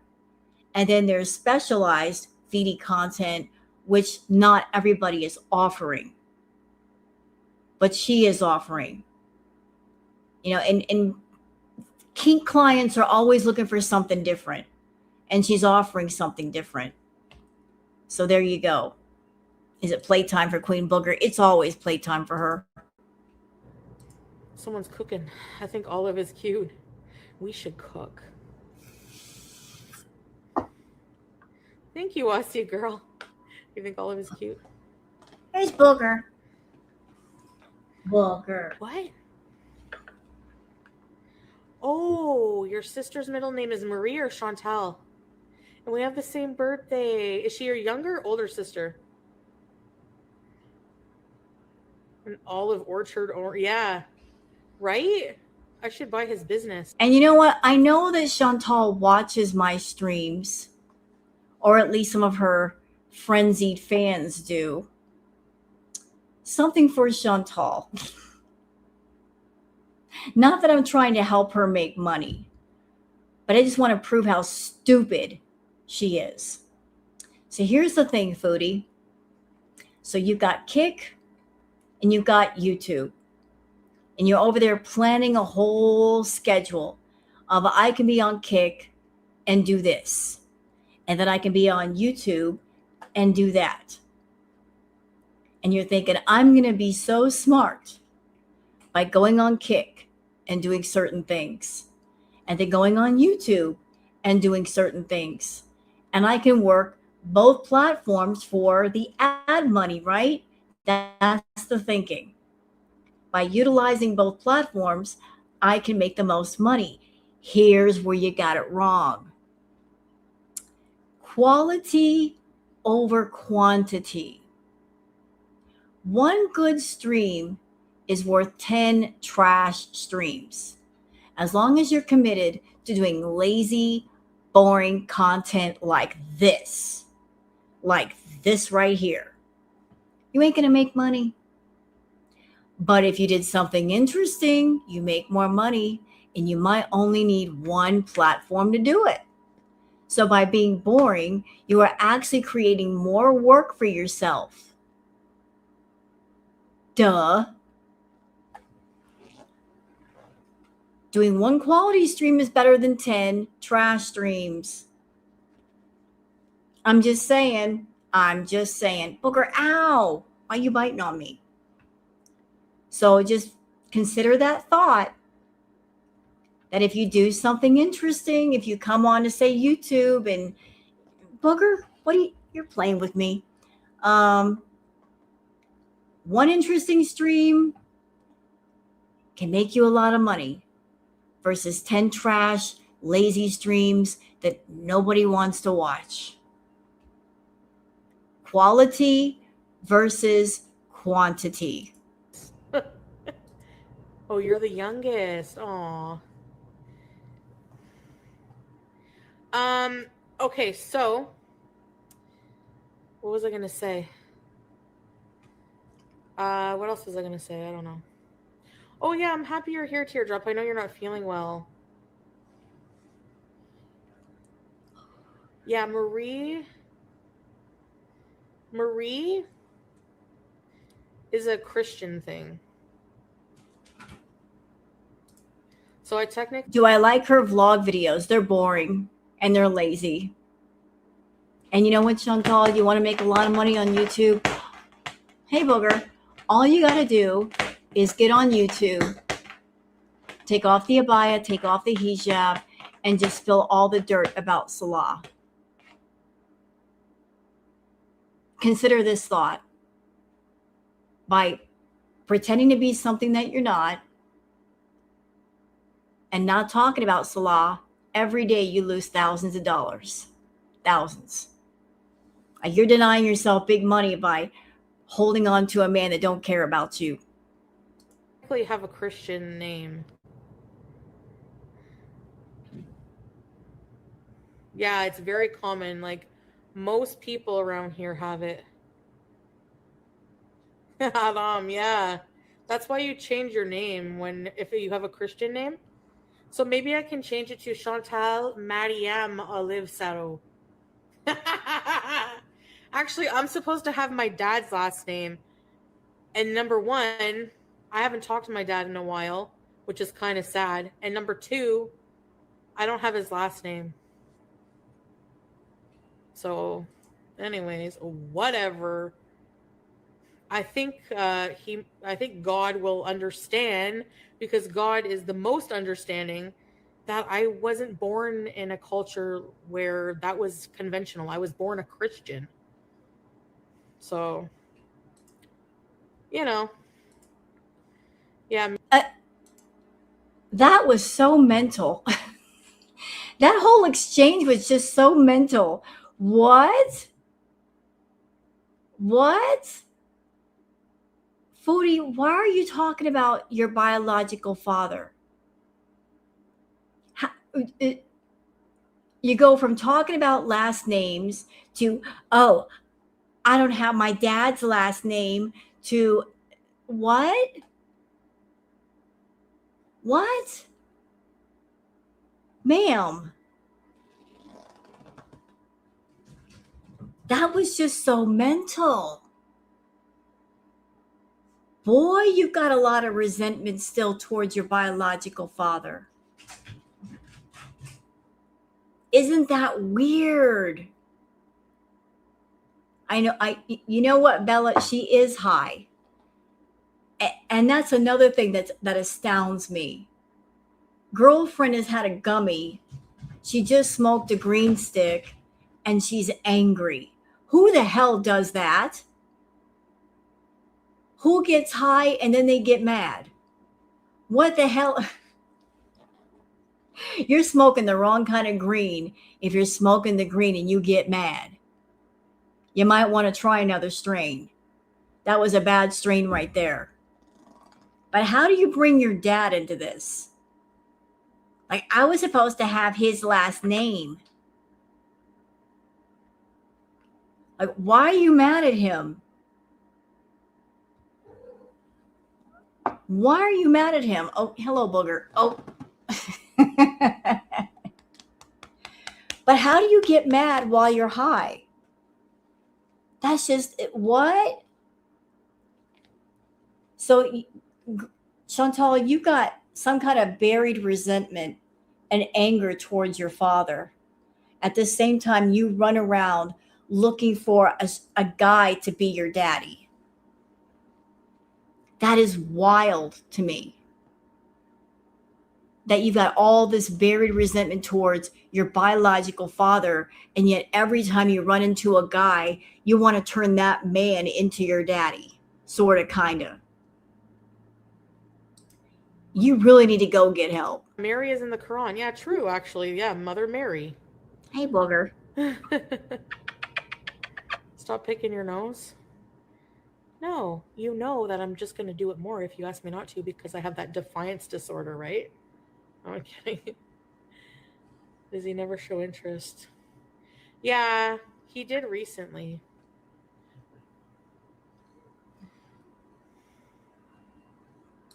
But I don't want to talk. What happened to her dad? Okay, here's the short version to the long version. So Chantal's mother, Shmi, got very pregnant at a young age. Shmi tried to baby trap Chantal's father by getting pregnant, and that didn't work. But Chantal was the end result. So, like, Shmi wanted to trap the bio daddy into a relationship by getting pregnant and did not succeed. And Chantal's mad about that. She's very angry. Talk about personal stuff like that. They deserve their privacy. Of course, people were messaging my dad and his wife. Of course. Cooking bees! So they were concerned and wanted me to know that they were thinking about me, and yeah. I don't have bad feelings towards them, obviously. It's just that it's just awkward, I guess, to, whenever there's like so much time that's gone by. We would pick boogers as a kid and flick on the wall. Me too. At Shannon's one time we were having a sleepover. I picked my nose and I flicked it, and all you hear in the silence of the night was ting.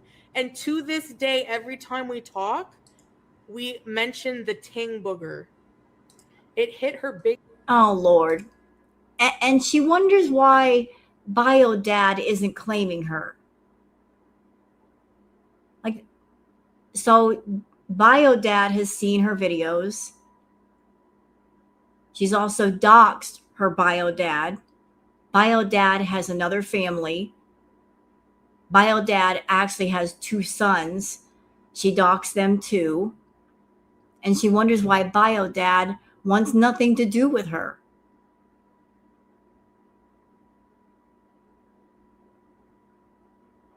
So not only did you dox your biological father, but his children from another relationship, your half brothers. Did Foodie meet her brothers? I do not know if she did. I don't think she did. She just knows about them. Maybe she's seen them on Facebook or something.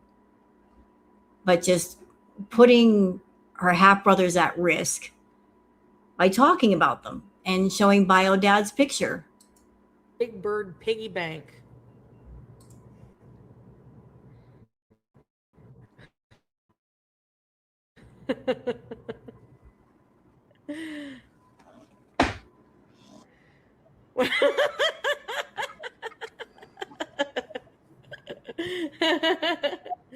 Oh my god. How is Shannon these days? Well, I haven't talked to her in a little while, so I'm not sure. I hope she's well. I should probably, check in and see what's going on. And you know what? I don't blame her biological father. If he said to his sons, "You're not meeting her," I don't blame him. Look what she did to Sasa. Chantal is not above exploiting animals or children. I wouldn't blame her because she's always in the mindset of exploiting anything, alive or dead, object or person, for profit. If she met her brothers, she wouldn't be like, "Oh, this is great. I'm meeting my brothers." Her first thought would be, "I want to bring them on YouTube or Kick and exploit them for money." That's where her mind goes. I'm going to exploit anything I can for attention and for money. So good on Bio Dad for protecting his kids. No, it's not her, Shannon, because I've known her for 23 years, so.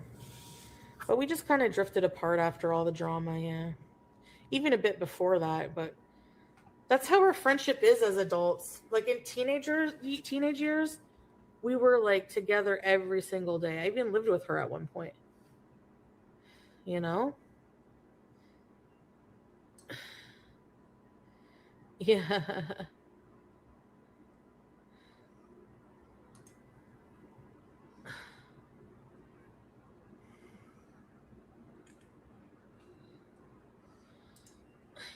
And you know what?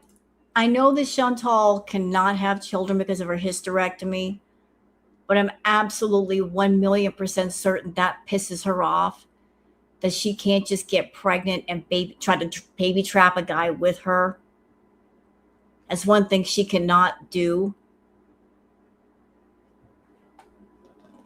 She can't do that. So she tries to make a family with a guy in other ways, like say through pets, using pets as a connecting point. But she can't baby trap a guy, but she'd love to. Oh, she'd love to. Hello, Jane on Jane Street. Bye, Ronaldo. Friends don't out you online. Yeah. Well, I don't know.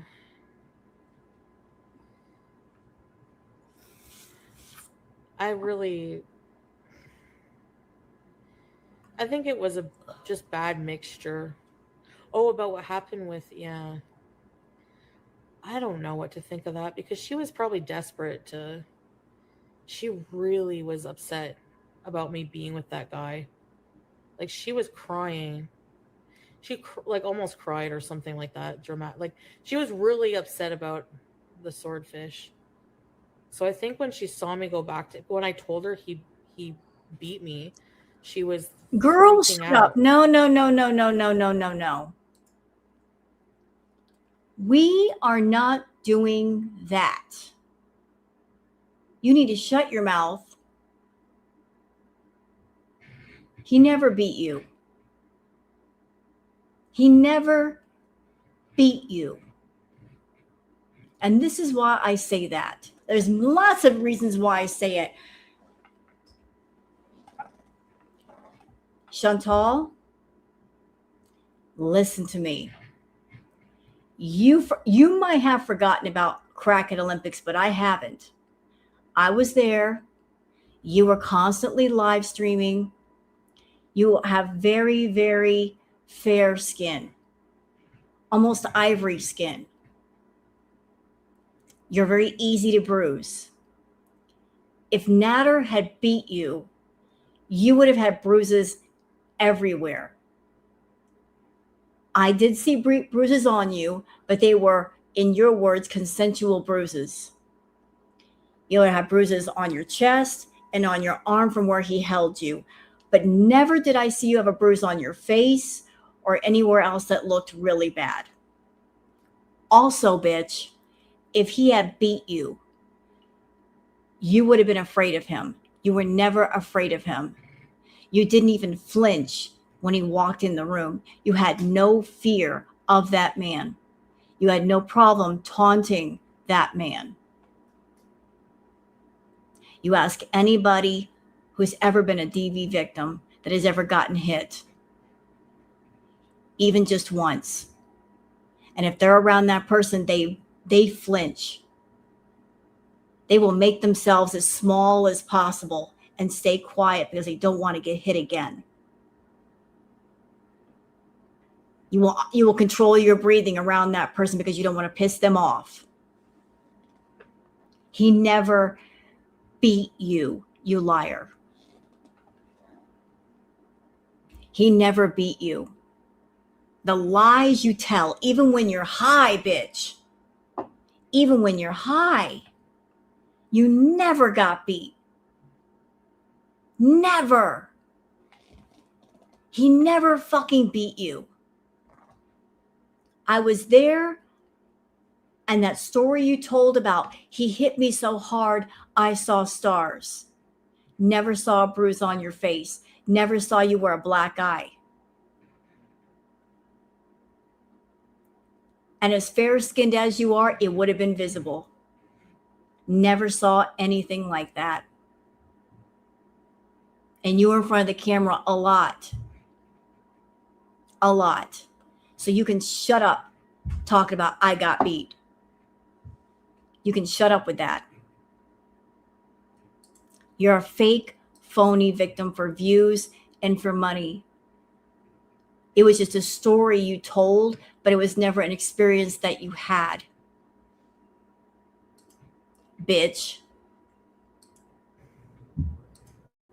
And wanted to like literally beat the crap out of him. So when I went back to him, I don't think she knew what to do. Yeah. I knew her since I'm 15 in high school. My friend Amanda, she was so cute. She came, oops, sorry. I had a few friends Amandas. Anyways, we were in the gymnasium, for like the first announcement from the stupid principal on the first day. Well, we're all sitting up against the wall, our clique. And my friend Amanda walks up with Shannon. And she's like, can this girl hang out with us? She's new and doesn't have anybody. And we were like, yeah, come on, And she sat beside me. And then Amanda. And no, I'm not done with you. I'm not done with you, Foodie. Not by a long shot. Let's talk about Shannon for a minute. What happened between you and Shannon? You went to Shannon, you told her all these stories about how Natter was abusing you. Right? Then Shannon was concerned, as any friend would be. She tried to reach out to you. You weren't picking up the phone. Contacted you on live stream when you fucking lost your shit. Because the lies that you told caught up with you. They caught up with you.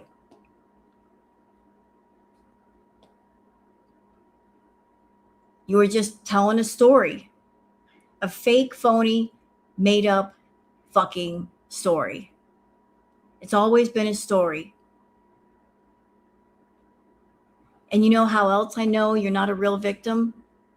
Because what real victim would have a YouTube channel and show the videos from Sam's bar lounge of what looked to be DV happening from Natter to Dee Dee?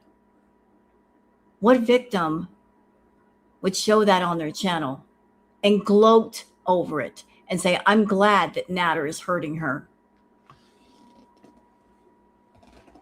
Who would do that? Who would do something like that? A fake, phony victim looking to get money would, but a real one wouldn't. They would never. So you're not a real victim. I'm a survivor, bitch. I went through some shit. And I'm looking at you, and I can tell you've never been through some shit. Not even a little bit. You paint the story of being a victim because in all reality, you're the abusive one. You are. You say other people are, but it's actually you. You're the abusive one. But to cover that up, you say, I'm the victim. I'm the one that's been hurt, when you're the one causing the hurt. You're the one that's always been causing the hurt. But you don't want people to realize that.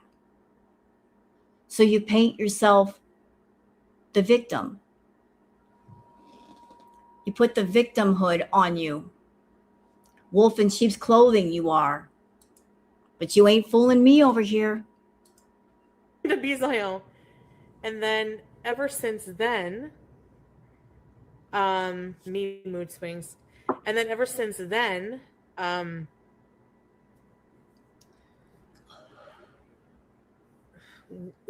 since then we were inseparable. We went to see Double Jeopardy in the movie theater together. Was our first friend date. And we went into the bathroom and we were both like fixing up our lip gloss. Or you want the system? Here's the system in a nutshell. She's a predator. She's an abuser who calls herself a victim, who paints herself the victim, because as long as she's got the victim clothes on, she can find more victims and hurt them too. Trust me, I will never hurt you. I'm a victim too. I've been through hurt too. Let's bond through pain. And then after we bond through pain, I'll make you into a victim. You'll never see it coming, because that's what predators do. They lure you in, acting as if they'll never hurt you. And then they'll give you a whole lot of hurt. Whatever. We weren't actually going pee or poo, but there was a woman in there going poo, and we're putting our lip gloss on, and all of a sudden we hear, ugh, plop, plop, plop. And we fucking laughed so hard. Mood swings! Thank you for the full set, mood swings.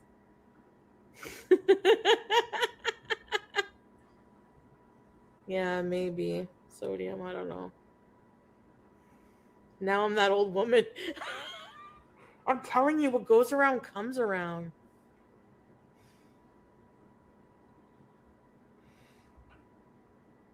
What goes around comes right around. Stupid song. I hate a lot of things. I realize that. But I can't force myself to like it. Beyonce, hater. Cardi B, hater. Ariana Grande, hater.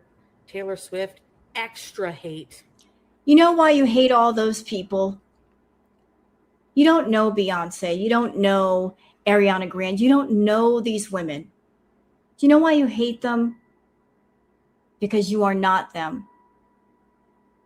You hate them, but I'm sure if you could trade places with any of them, you would. You want their life. You want to be in the spotlight. You want to have that money. You want to have some talent. You hate what you are not. You hate what you don't have and that others have.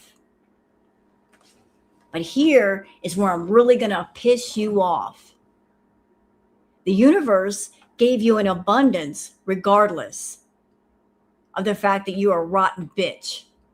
It gave you an abundance for over 10 years. The life that you wanted, you could have had, but you wasted it. You let addiction rule over you. That life that you dream about in your private moments when you're all alone talking to yourself and the walls, could have had it. Could have traveled the world, could have had good health, could have had a man by your side maybe. You've gotten yourself together. You pissed it all away. You want to know where all your money went? It went down the toilet. You literally shit it down the toilet. Go look in the nearest sewer. You'll find it all there. All those thousands of dollars gone. You shit it all out. Because you thought it'd always be there, and it's not. Yep. Sorry.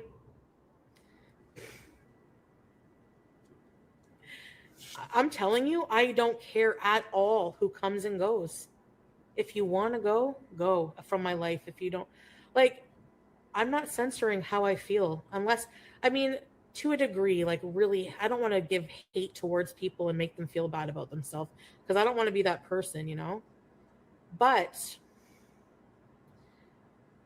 other than that, I'm allowed my opinions and I'm allowed to do what I want as a grown adult, you know? So anyway, what did Taylor do? I just don't like her. I don't know. I hate her music so much that I don't like her because her music came from her body and her soul. Chantal, nobody cares if you hate these women. Do you think they care? Do you think they care about what you say, what your opinions are? They absolutely, they don't even know you exist. They don't know and they don't care. They're living their life while you're sitting in your human hamster cage eating yourself to oblivion. They don't care.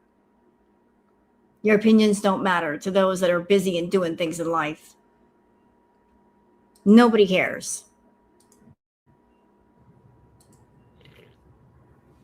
So if her music is that shitty, so must her soul be. I'm just kidding. You don't need to appease anybody. Right. You know? It's true. Hey, Kenzie Ray. Phasmophobia bees? Wild baked. Oh my god, no way.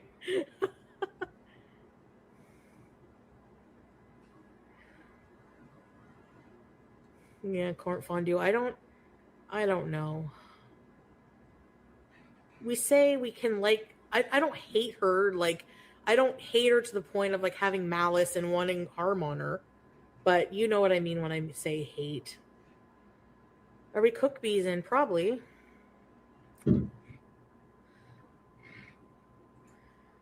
What happened? I don't know. I mean, Leave it to Foodie to hate on people who actually have talent, that have something to offer this world. What is your talent, Chantal? What do you have a talent for? Lying, maybe?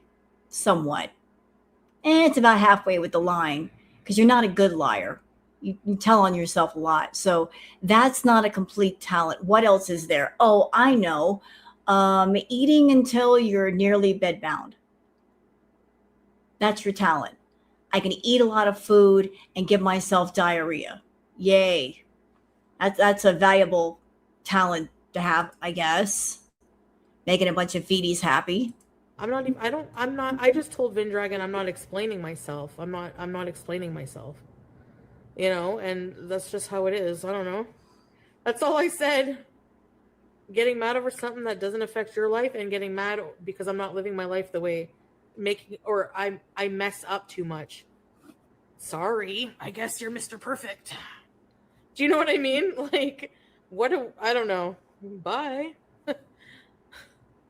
Weird and parasocial, yeah. I mean, people can be disappointed in my choices, but again, it's still my choice to live my life how I want. No, it's not only female singers. You want to hear the male ones I don't like or hate? Ed Sheeran. I know you guys are gonna don't unfollow me for this. I'm allowed my tastes, okay? Adam Levine or whatever his name is.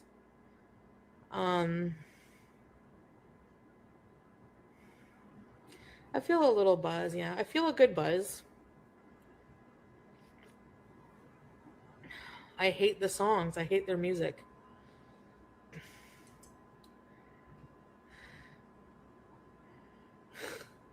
And another thing, I was just going to say it, you know, she's saying, people can be disappointed in my life choices. Chantal, your life is your life. What you want to do with it is up to you. But you're talking to people on the internet, in your chat room, as if whatever choices you make affect their lives. You're talking as if your choices make any difference in the lives of anybody in girl world. They don't. You don't matter as much as you think you do. You really don't matter. Like, you want to eat 1,000 pounds of food, go for it. You don't want to walk, go for it. You're not bothering us. You're not affecting us. Our days go on, our weeks go on. You don't matter. You're just somebody on the internet that we watch and some of us react to. Do what the fuck you want to do.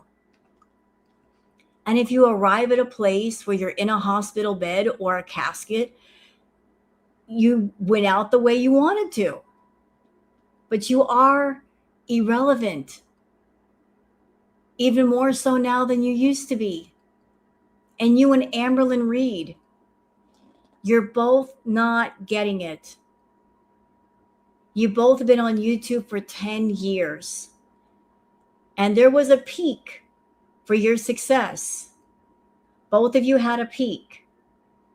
And now we're on the other side of that hill. And we're all the way at the bottom. And it's almost over. The two of you are just basically skating on the vapors of what's left. Like, neither one of you are getting it.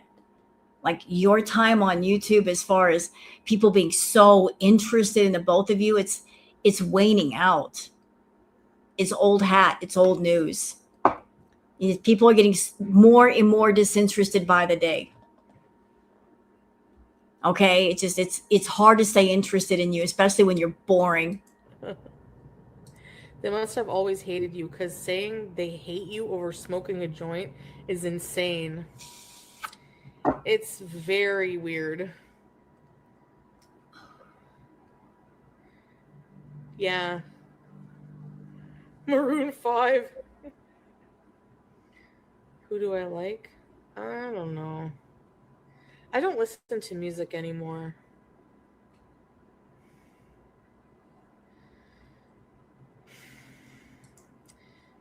I listen to Kiwi Kitten's music. I listen to Kiwi Kitten's music. Her songs during her live streams, they stay in my head a lot. They're catchy little jingles. I like them.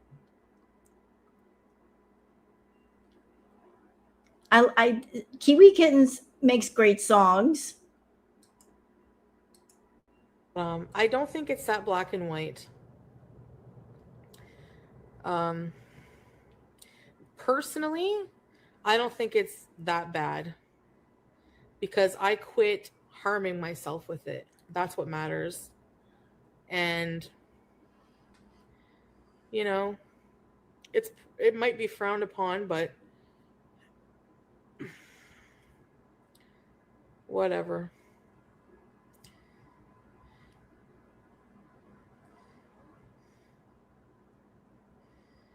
Do you, boo? Yeah. It's just a friggin' bees and haram. It's just a joint, you know? Like, it just, whatever. It was medicinal. If it's medicinal, it's not haram, okay? And it helped me. My nausea went away like that. I was so nauseous going into the mall. And whenever I smoked, like I'm so not. Okay, so the Mary Jane, it helped you with your nausea. So if that means you're not nauseous anymore, you can go to bed. Then what you shouldn't do is eat after you take the Mary Jane. Just go to bed. But you eat. See where you screw up? If you're feeling nauseous and you can't go to sleep and you smoke a little Mary Jane and you're not nauseous anymore, then you can go to sleep. But then you munch out and then you get diarrhea. So you're messing it all up. Not nauseous anymore. People need to get a life. Yeah. So, I can't talk about diarrhea. Because if you use CBD, it's not haram, right? Because it's Ozempic makes you so nauseous. So nauseous. But yeah, it might Live light. I will give a recommendation as far as eating on the Mary Jane. I am of the opinion that brownies and Mary Jane go very well together. Something about the chocolate and the brownies just intensifies the effect. I'm just letting you know. Ask me how I know that. cancel out. No, it doesn't cancel out the feeling of fullness. Oh yeah, it probably makes you hungry. Well, I'm not planning on, like I said, it's one joint, you know. I'm not planning on doing it regular. I'm not planning on smoking another joint for a long while. And the CBD, CBN, or whatever gummies with the bit of THC in it, there's probably like 3 milligrams or 2 milligrams per gummy. It's just going to be relaxing. Yeah. How do I know that? And I'm doing that right before bed, so I'm not going to eat before. You'll be fine. Yeah, I know. Like I said, I'm 42 and can do what I want. And unless you're God, then why would you care? I mean, really. And if you smoke another one, who cares? Yeah, yeah, in a way, you know. I personally don't smoke, but it's not a moral thing. Yeah. Exactly. Katimavik, I came back when I was 18 from Katimavik. I did a last maybe year, I can't remember, at high school. Why are we doing this? Why are we doing this? Like she's going backwards in time in her head, like all these stories of her past and Shannon. And how many times have we heard about Katimavik? Again? See, this is what I'm talking about. She gets on live stream and she talks about the same bullshit. This is not content, Foodie. This is you just mentally going backwards in time to your childhood. I don't know why. Are you looking for something mentally, emotionally? Because you've done this hundreds of times and you've not found what you're looking for. Like we're going in circles with the past. Stop it. Like this is therapy shit right here. Which was I in 2004. How old was I? Forget. I went away to university, dropped out to work, and moved in with Peeps.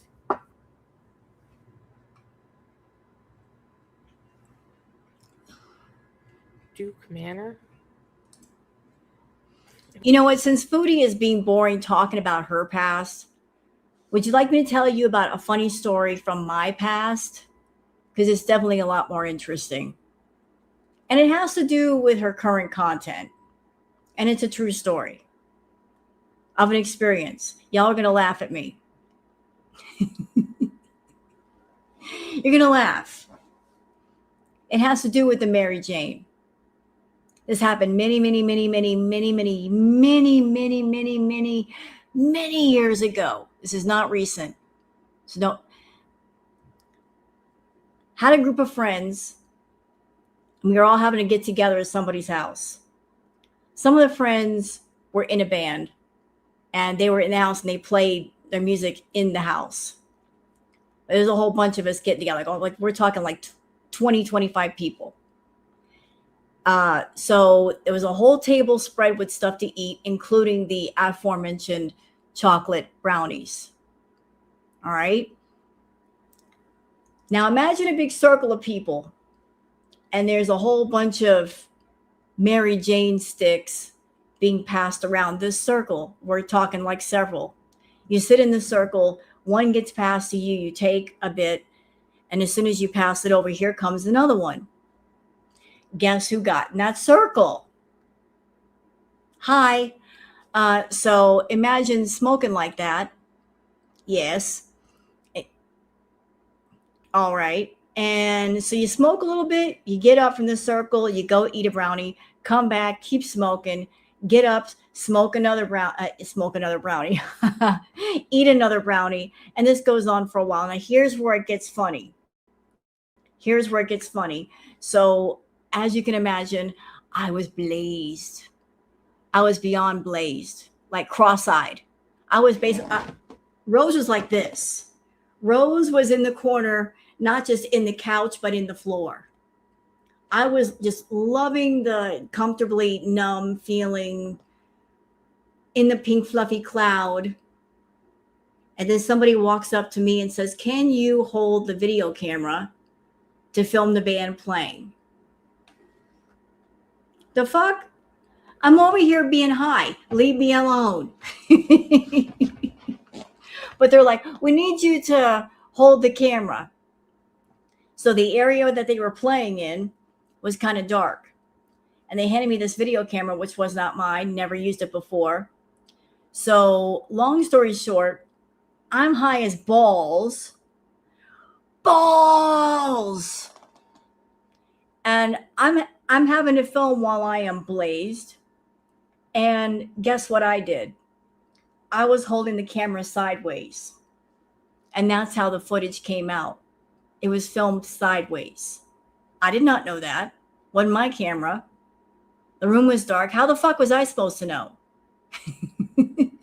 That's what you get for giving the camera to somebody who's high as balls and it's not their fucking camera. That'll teach you. Oh, it was on the band. It was just sideways. It was sideways footage. Hey, you know what? That was their bad. They knew I'd never really smoked before. And they hand me the camera during all that. Fuck you. That's what you get. Yeah, it was art. It was art. Andy Warhol would have approved of that footage. It was art. Sideways music. So since Foodie is telling stories, I thought I would tell an interesting, real story, not made up. But yeah, that's how I know that chocolate brownies and Mary Jane, primo, highly recommended. Something about the chocolate and the Mary Jane intensify each other. I know this from experience. Let's keep going. It was a call center job. But the call center job, like our rent was $600 and the job paid pretty good. So I dropped out because I saw him drunk, yeah. Not high.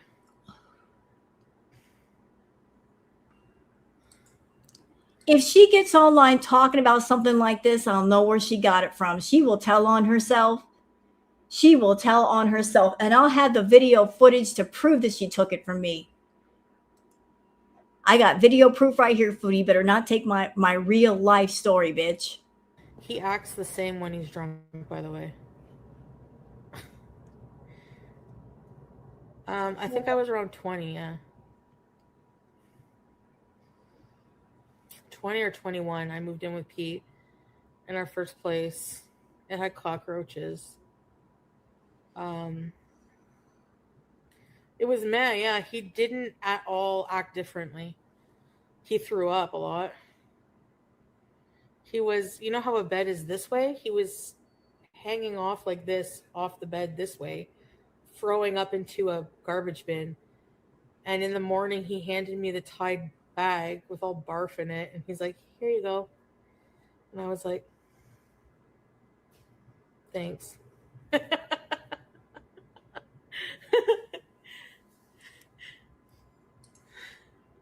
Yeah, you know what? If you're asking, why didn't they ask anybody else to hold the camera? Because everybody else was too damn blazed. They're like, oh, let her hold it. I'm blazed too. You see me over here in the corner melting into the floorboards. Why are you bothering me for? Leave me the fuck alone.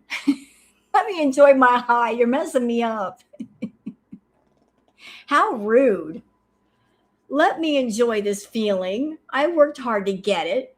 Why are you pulling me off my cloud? That is just the rudest shit ever. Boo.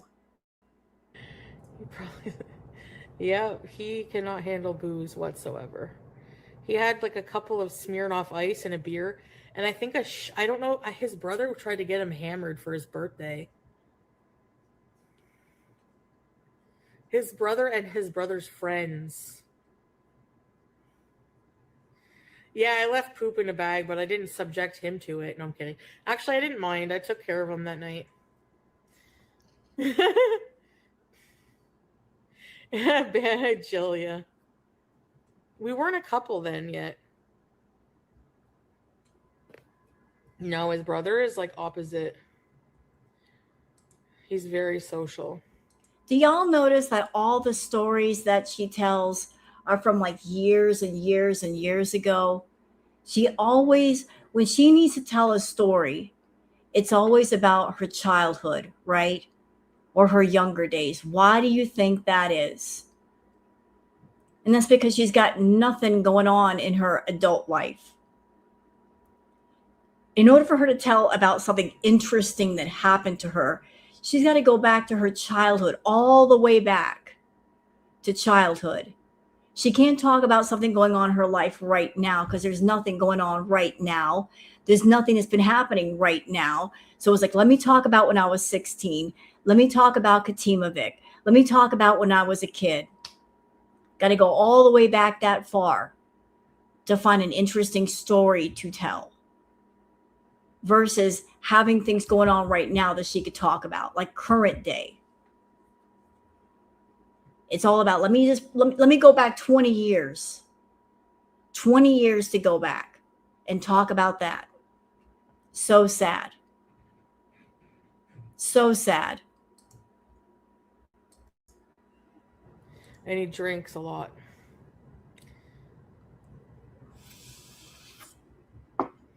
He used to love Smirnoff Ice, screwdrivers, Four Locos. Thanks, Jane. Older, yeah.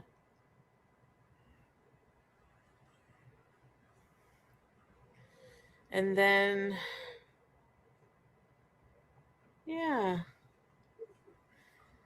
And then what? I don't know. Same here, Jane. I cannot. I've like never ever seen or heard Salah throw up. He's never thrown up when he was with me all in those 3 years. Did he and Shannon? He didn't really care. Not really. He didn't really like any of my friends. He would always say meh. Can we move to the kitchen? Yeah, we will soon. I'm charging my phone a bit. It's almost dead. Oh, he farts. The original. Oh. What excites Pete's? Video games, politics. Oh, I gotta get my other phone. Hold on. Okay, I'll bring you over here. I gotta get my other phone to see your comment, Teardrop. I'll just check your whole chat history. Okay. Your old fucking guy who liked to hang out with young teenagers. Get us booze. So one day, I'll tell you, one day I go to Shannon's apartment. She had an apartment just to party when we were 16. All right. So did she spend the whole stream doing this shit? Where she's talking about like many years ago when I was young. Did she spend the whole stream doing this? Did she rage at all? What is this? Like this recounting of the past. It's like verbal scrapbook. Let me look through my verbal scrapbook and point at pictures. Is that what she's doing? The whole stream? Let me know.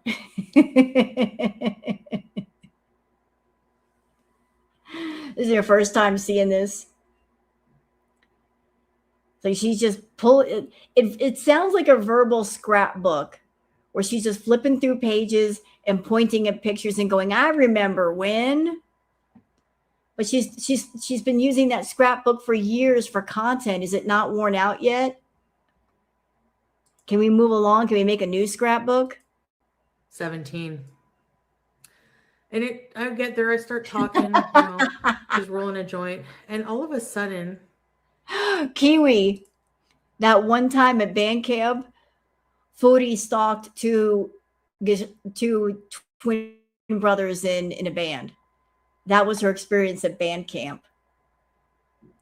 She found two twin brothers at band camp and she stalked them, and Dad told her to get out of the yard. He was calling the cops.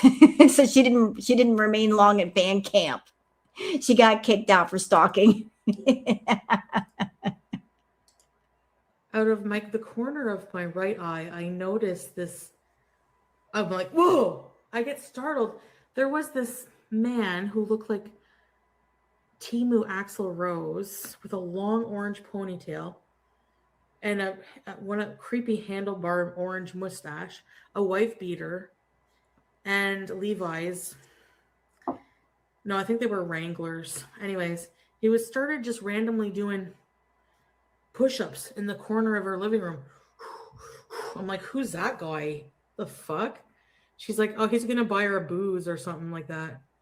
So we knew a random old guy who was willing to just buy us booze as long as he could leech and drink with us. Anyway, later that night, he's like to Shannon, he's like, can I borrow your hairbrush? And she's like, sorry, no. I think she said no. I can't remember. She had a weird reaction anyway. Wife beater look good on guys.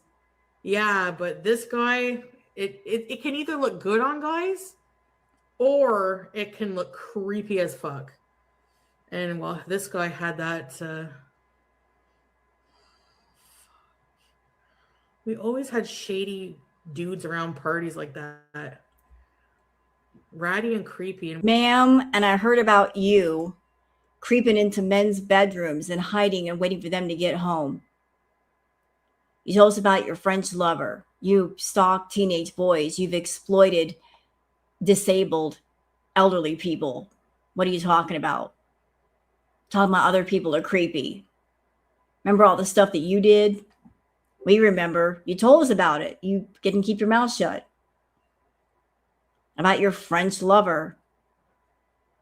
This older, inappropriate person that you did things with. You called him your French lover. Would hit on the 16-year-olds. Fuck, man. Anyway, we had no money, so we had to drink bootlegged wild turkey, which probably was just mostly rubbing alcohol from the fucking dollar store. Uh-oh. Wild turkey. In my neck of the woods, they call wild turkey the ass-kicking chicken. Because anybody who drinks wild turkey wants to get into a fight. Just letting y'all know.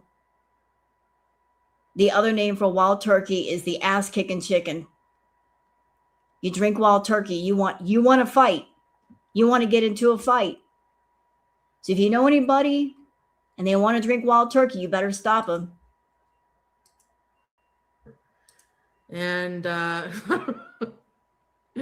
and Old English. Should I make chicken? What should I make?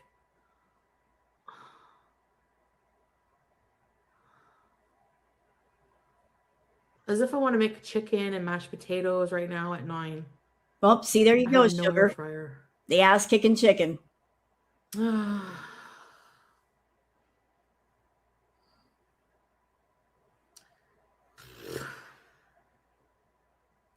Anyway. Yep. There you go.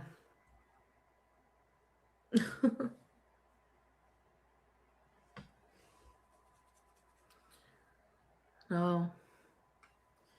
When I was 21 years old, I was living in downtown Atlanta.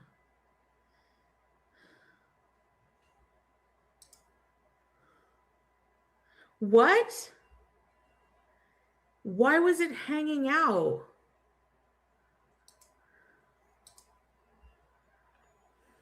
Grilled cheese.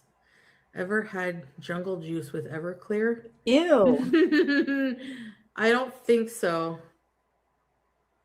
No, not jungle juice. Disgusting, yeah. Wild turkey was gross. Old English was gross. Colt 45. And no scooter bees, you dumb. Not jungle juice. You want to get fucked up? Jungle juice. Now, for those that don't know what jungle juice is, it's basically a mixture of everything. You get a great big container, you fill it full of all kinds of alcohol, you put fruit in it. That is jungle juice. And there's all different kinds of variations, but jungle juice, you get fucked up because it's so strong. It's everything. You just dump a whole bunch of liquor in there, mix it all up, put some fruit in there, and have a cup. And next thing you know, you're on top of a telephone pole. You don't know how you got there. Dumb fuck. He wanted to shit on a stupid whore. He doesn't like shit. Thank you. Uh-oh. Why do they always get that wrong? That's a very important difference, okay? Thank you. Wanting to shit on someone for a humiliation fetish or whatever the fuck it is.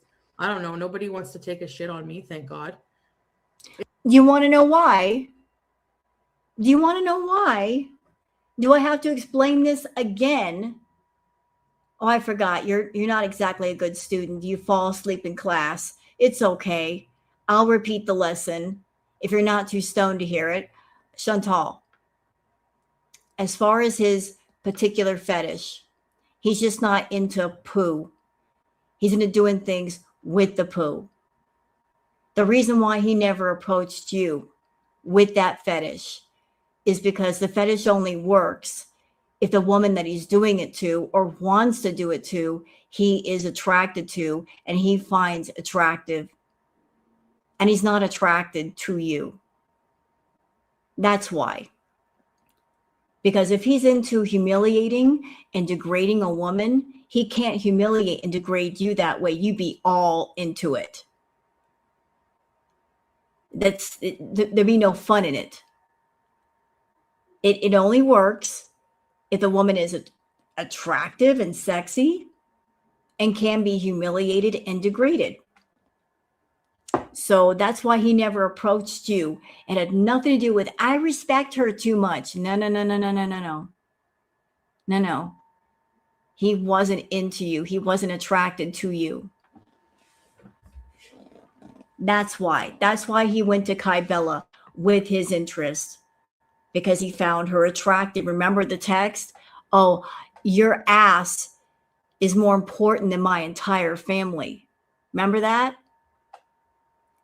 That Kai Bella's ass was more attractive than his entire family. He actually woofed for Kai Bella. Did he ever do that for you? And all that money you paid him? Did he ever woof for you? Did you ever get into the woof position for Salah? I don't think you did. I don't think you did. damn, all that money you paid him, and he didn't woof woof for you.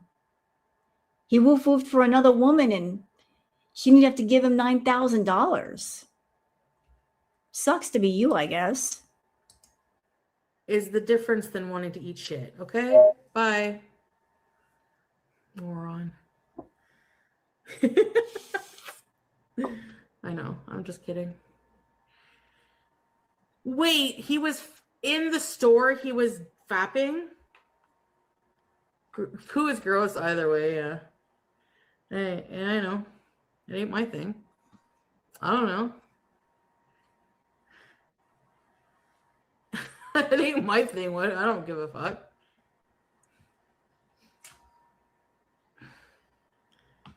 There was one deleted.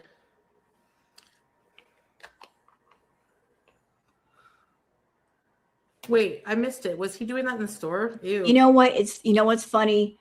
It's been 84 years.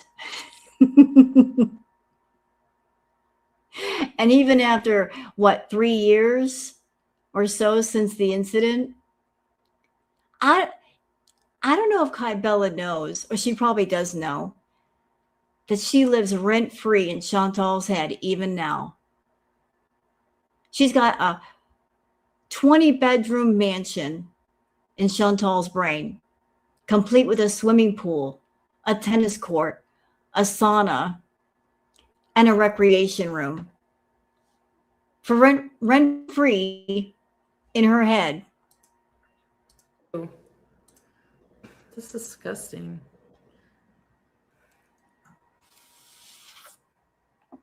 Yeah, we drank anything. Yeah, when you're a teenager and you just, yeah, it's really bad. Well, it's not. It ain't my thing.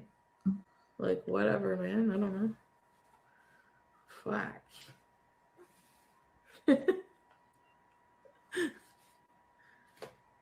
Like, just saying, though.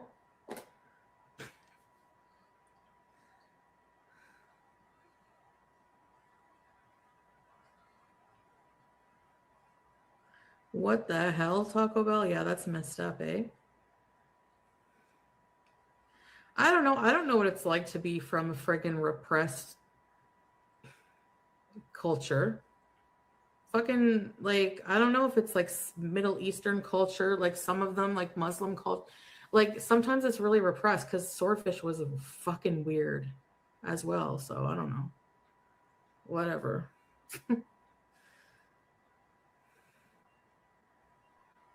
I don't know. Both are gross. Ugh.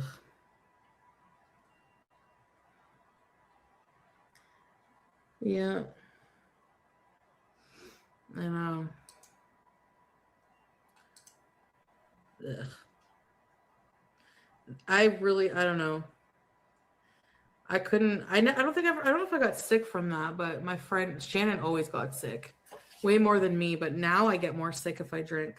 But I used to be able to stomach more. Wild turkey or OV. What is OV?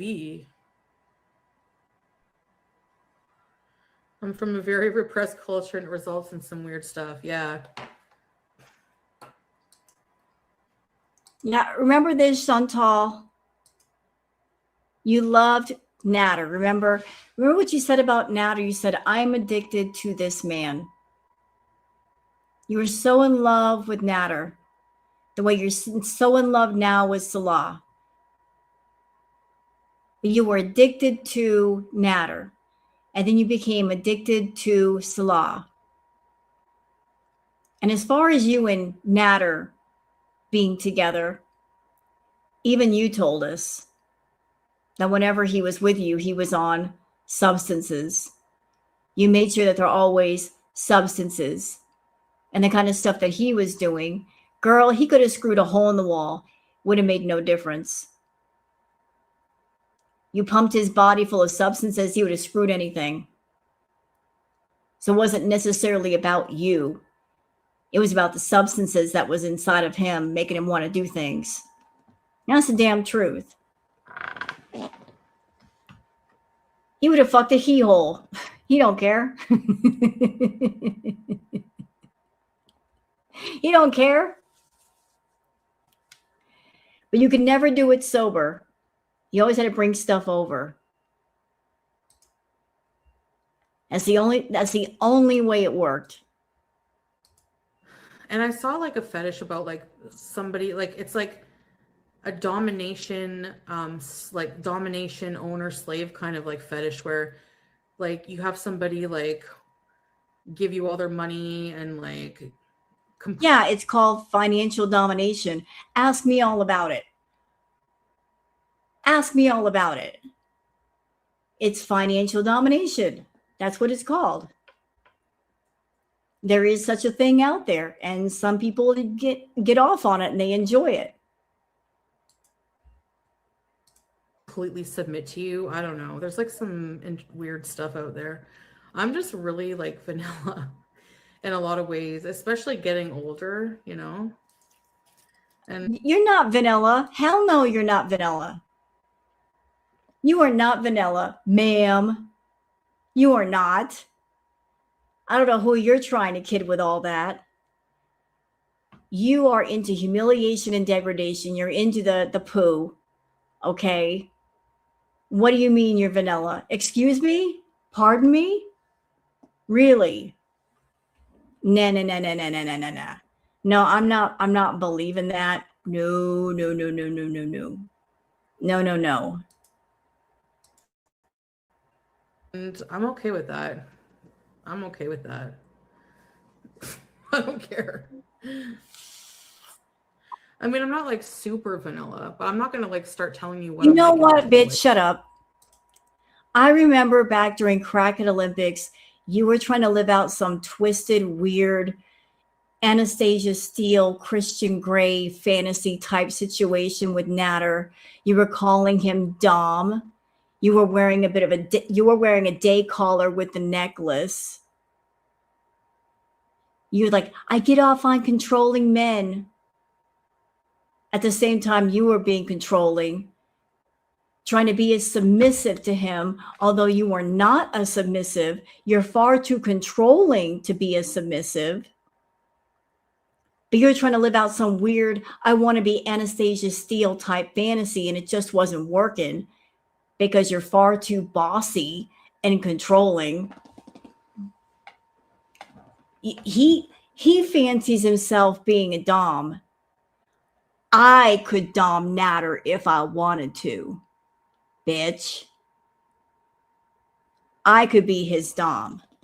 I don't want to, but I know how to do it.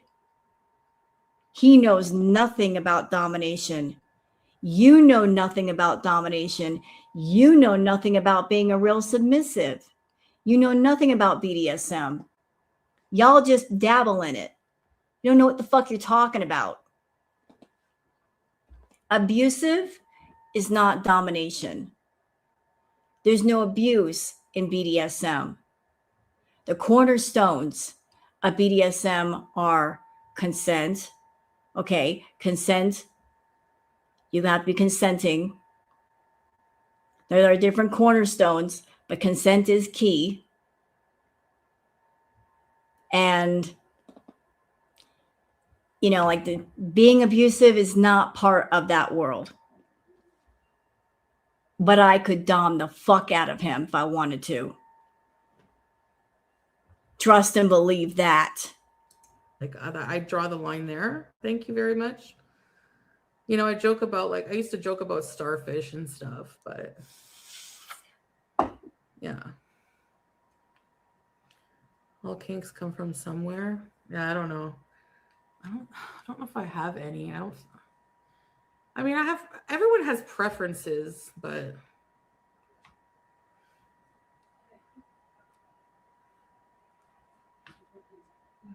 you pepperoni. Totally fine to keep that stuff private, yeah.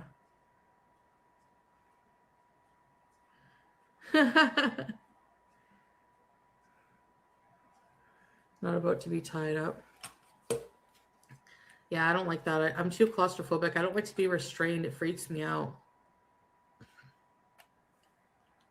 You care so little about sex at your age?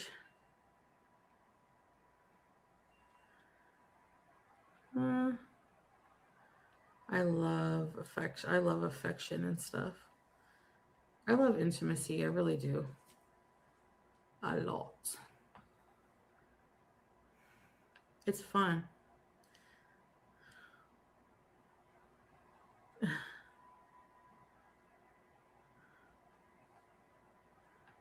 Like you take all their money. Yeah.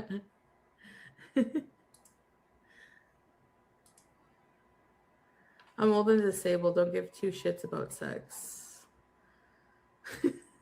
Yeah, I mean, it just, you don't care as much as when you're young, for sure.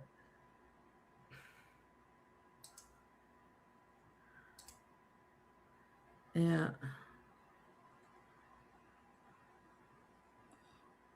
Yeah.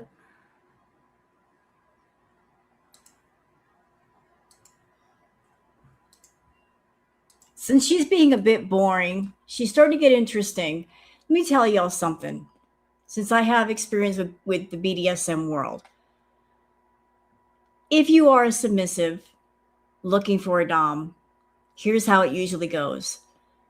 If a sub and a Dom come in contact with each other, whether it's through email or a profile, the way it's supposed to go is that Dom and they sub, they may spend days, weeks talking to each other. A real Dom will sit down and talk to you. They want to find out all about you, about your past, about anybody you've been with, any bad experiences you've had, things that you like, things that you don't like, things that scare you. They ask you very detailed questions about, like, if I'm dominating you, what do you want out of it? What scenarios are appropriate? What scenarios are not appropriate? What's too much? They want to find out all about you.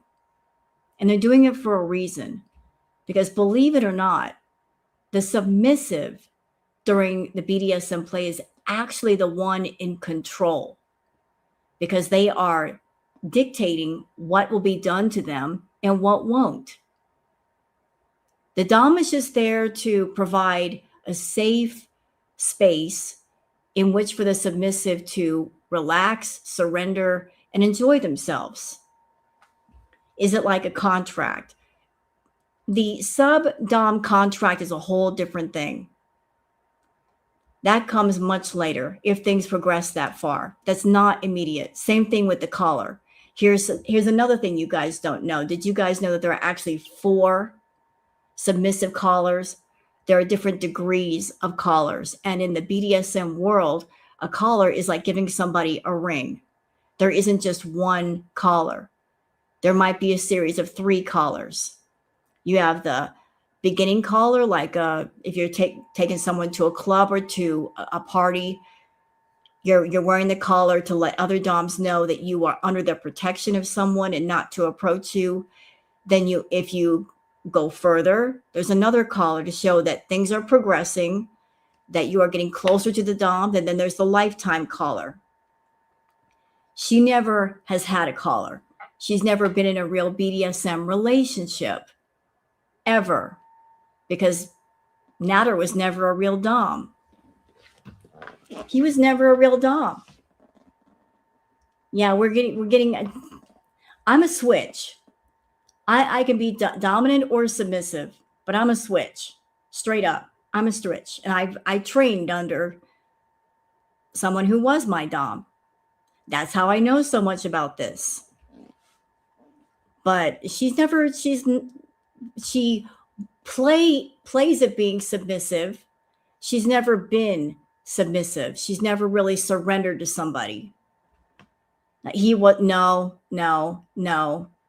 Natter was never a Dom. He may have a dominant type personality, but he's never been a Dom. There's a lot of responsibility and education that goes with being a Dom.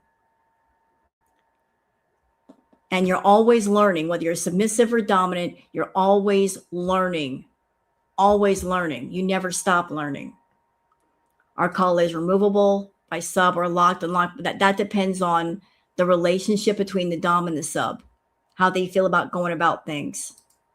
But usually, if you are submissive, if say you have a professional job, obviously you can't wear a leather collar all the time. So you might wear what's known as a day collar. It could be a necklace, it could be a ring, it could be a bracelet. That could be your day collar. So you're not wearing like the leather collar all the time. And she had a version of the day collar. Remember the necklace with the heart? That was her day collar that she wore all the time for Natter. That was her day collar because she was play acting at it. But it wasn't like a real collar. Anyways, I do, yeah. I mean, I blocked somebody for mentioning these things because honestly, like, I'm not gonna sit here and let you, insult someone I love. Two, we've moved on from that so long ago that, like, just what the fuck is the point of bringing that shit up? Like, it's so over with, irrelevant. I love hugs. Hugs are nice. Well, from the right people. Oh, I see Taco Bell.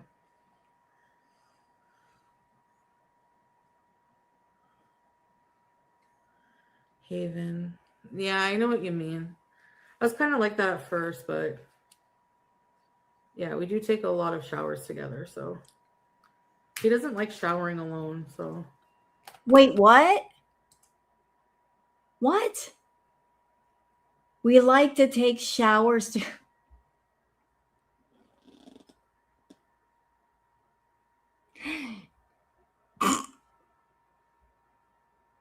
I beg your pardon.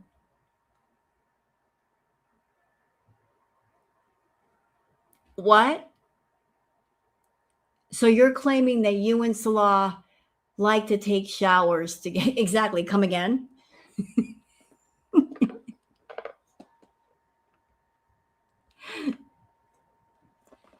There you go, Liv. Things that never happen for $200.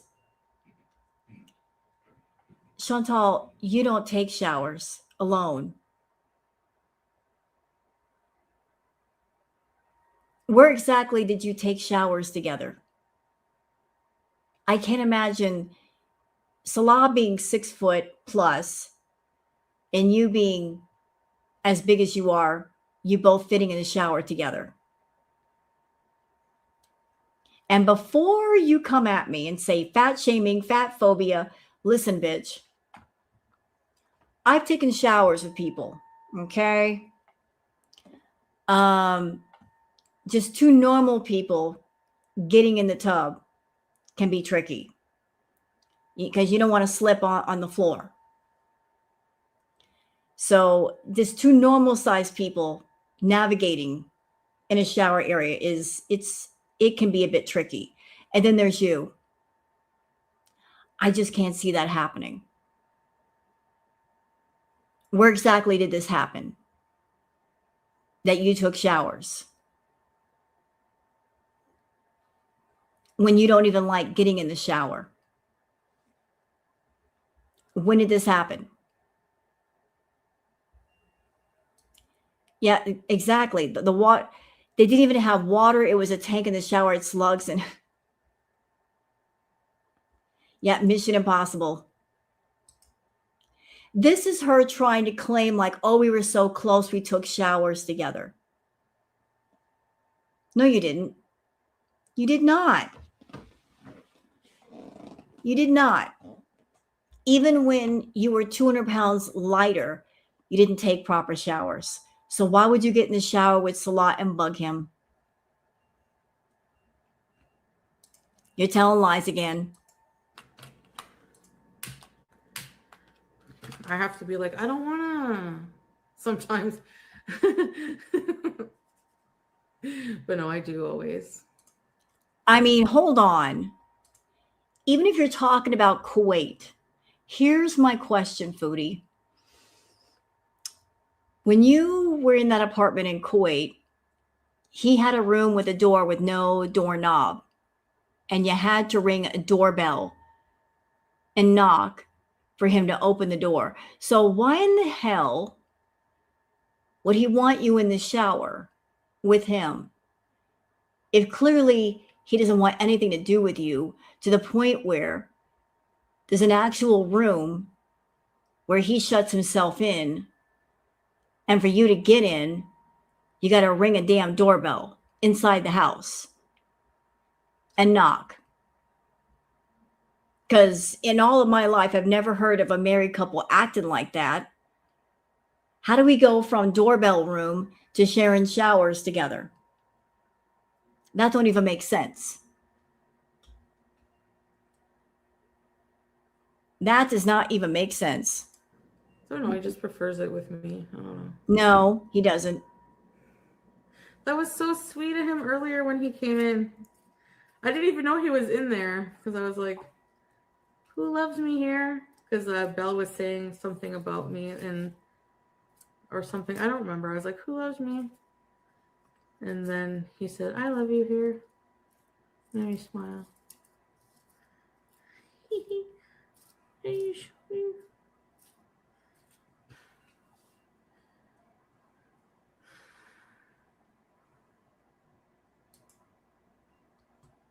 I mean, even Natter, the one that she was obsessed with before Salah, she would come over to the house, and before they even did anything, he would tell her to get straight into the shower alone.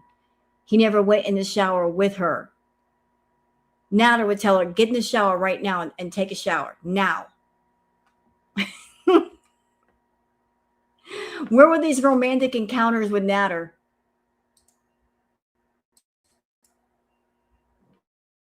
Same. I like my alone time in the shower. Yeah. Candlelight.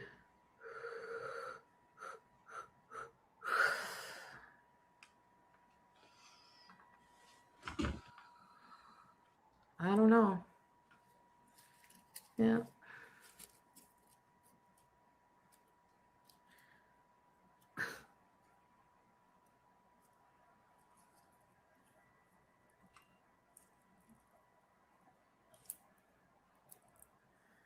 Anyways.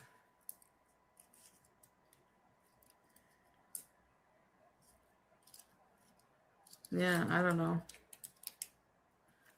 I don't know why about the whole asking about the salary thing, because he's never cared about, like, he's always provided for us. I don't care who believes that or not, because, you know, there's so much like I couldn't do in Kuwait. I can't get my own car. I can't get a Sherry at an expensive $30,000 car, and I'm not even a resident there. There's no way. You know what I think, Foodie? I think while you were in Kuwait, you were making good money doing fetish content, period. I think when you were in with Salah in Kuwait, you were still making good money, real good money. And then you screwed up with the kitten and you got kicked out. Like your good thing got ruined. And you had to come back to Canada. And you were salty AF about that. And you couldn't stand to be away from Salah, so you went over to Syria to be with him, and your money dropped. And the only way it could come back was to go back to Canada so you can do more fetish content. When you're somewhere where you can't do the fetish content, the money drops. But then when you go somewhere where you can do it, the money goes back up. But you had a good thing in Kuwait. You had everything. You had Salah. You could do the fetish content, and you did. You did. And now you're mad because you kind of have everything in one place.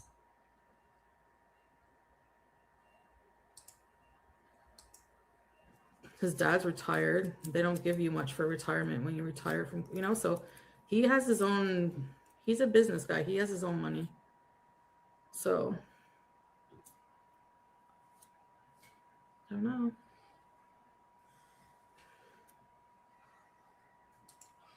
Okay, and here's where I piss you off by interjecting some logic. Let's use some logic. Chat, let's do some logic. If you were a man in a country full of conflict, even if you had two businesses, which I doubt, but let's just say for argument's sake, he's got two businesses that are making money. But you're in a country full of conflict. You don't know what's going to happen next. You don't know what, when, where, how. Not knowing what's going to happen. Would you send money internationally to somebody else? Or would you hold on to it in case you need it? For survival's sake, for you and your family, would you hold on to it? I think you'd want to hold on to it. Does it make sense for someone like Salah, if he's making money, to send the money to someone else when he might need it, since he's surrounded in conflict? It wouldn't make sense, especially if she's in Canada and she can make her own money. Why would he send her money? You would, in a time of conflict, you're thinking about your survival. You would hold on to every single penny in case you need it, your dad needs it, your siblings need it, your nieces, your nephews. You're not going to send money somewhere just in case you got to travel or get the hell out of Dodge. He takes care of us. No. Your feeties take care of you. You're going to hold on to every penny. So all this nonsense of he's sending me money, it's illogical. He ain't sending you a dime. He's not sending you anything. Take her money and spoil you with it. Yeah, that's okay. No, I'm kidding.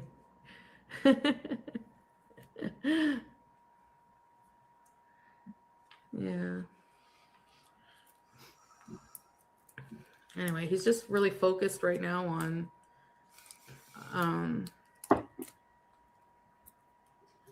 he's really back pretty religious, so hi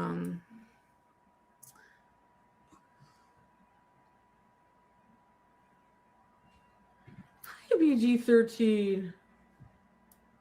Ooh, is that real Dee Dee Lou? Are you still housing a predator? Get out of here.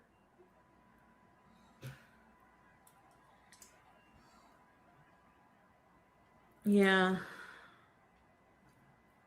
Oh, that's okay, Teardrop. No problem. And I know y'all hate this, but I'm going to interject more logic. I know y'all hate that. So he's got himself to take care of, his family. He's in the middle of conflict, got to hold on to every penny. And he's going to send $2,000 for her rent, another $4,000 for her food, like $6,000. So on top of his expenses, he's going to send her like $6,000 minimum to take care of her. I really don't think so. As if you don't have to at all. Hi.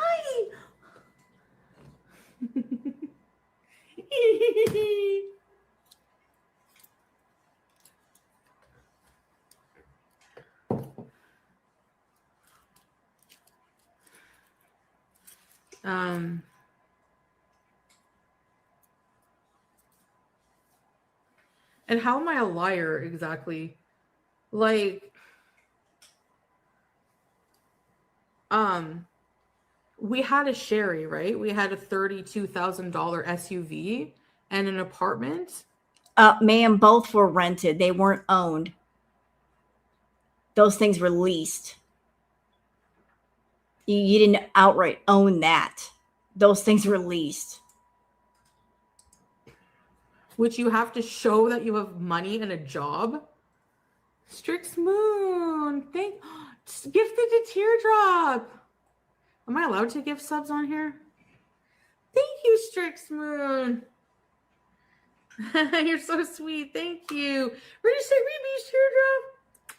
What do you want, baby? People are dumb as hell. No, it's just they don't think logically.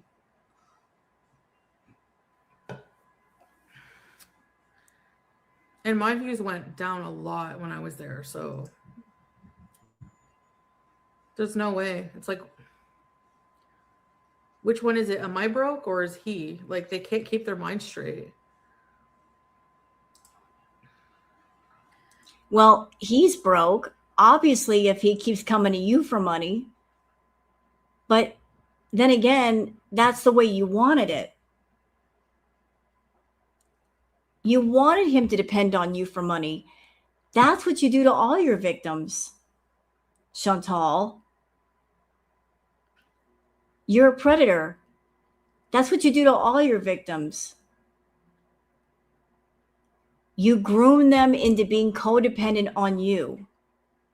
You don't want your victims to be independent of you, to have a job and have their own money. You come across as, don't worry, I'll take care of you. I've got it. I've got enough money. I can take care of the both of us. You lure them into that sense of comfort. You can cover all the comforts, yours, theirs, whoever else's. You groom them into a life of comfort. You get them used to it. Get them used to not working and giving up their independence for an easy life. And then they find out it's not so easy because they got to deal with you. But you groom them into it slowly. Get them addicted to not doing anything. The arrangement was that he would pretend to be your husband. You would take care of everything. You did. And the trade-off was you get to brag to everybody that you had an actual husband when basically it was just a script. It was always been a script. It's never real. And all this talk about he cheated on me. He never cheated on you because you guys were never together. You were never really married. You were married in word and word only. You even said yourself, you guys are not legally married. It was a loophole Mijar marriage, which really doesn't count. And yes, you were losing money over in Syria because the internet was bad, number one. And number two, because you couldn't get at the fast food that the Fetish wanted you to eat for their request. And number three, because you didn't have the privacy to do the Fetish request because the family was always around. But that's on you because, hey, you're the content creator. You're the one doing the content. It's up to you to provide a private space, time, and opportunity to do it. But yeah, you lost money in Syria because you couldn't do the specialized content. To do it, you had to come back to Canada to make the Fetish happy. So to make the Fetish happy, you had to give up your sugar baby. You know, you can't have everything in one place.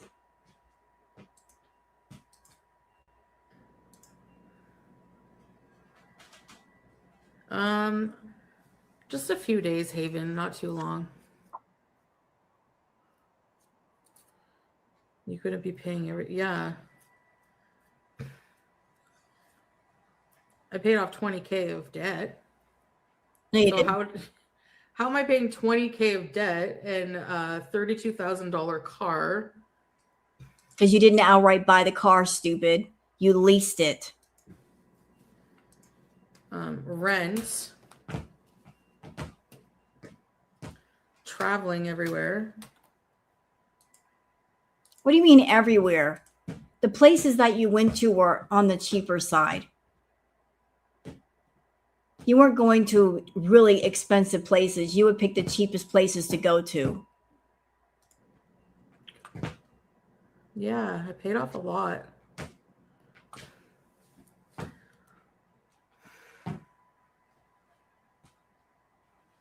Close to $1,400. No, his parents are not rich. His mom is deceased. And his family, no, at all. Nope. Bugger.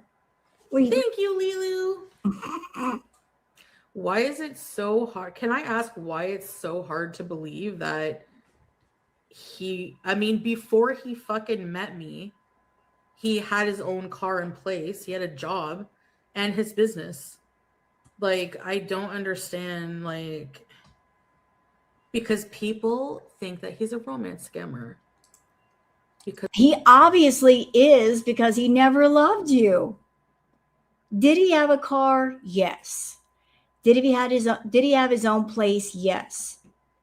But you cannot deny, Chantal, that you were talking to him and you basically filled up his ears with golden dreams of, you stick with me, kid. This is the golden road. I've got money. I've got a lot of money. This is life-changing money. I might be able to get you to Canada. You told him all of those things. You made all those damn promises. So he was looking to move up and move up fast. And he thought he could just jump on your big back and do it that way. You made all kinds of promises. Why? Because you wanted to get out of Canada, away from your debt, away from your problems. You were looking for an escape room. And what better escape room than the Middle East, away from Canada? So you went to the Middle East. You're basically hiding from your debt. And you thought, I can fool this guy for a while. I can feed him a bunch of bullshit and he'll listen. And he did for 3 years. And that's his bad. He is not innocent. That is his bad. Trying to take that kind of easy road. Instead of working for what he wants, hopping on the back of a woman and expecting her to do all the work. That's his bad. That's a lesson he's got to learn. But you set it in motion, didn't you? Yes, you did. You sure as fuck did. And he figured out along the way that you were more problems than what you were worth. Much more. And he didn't get the things that he wanted. Because they think that with like anybody who's fat and with somebody hot or younger or whatever, or from another country.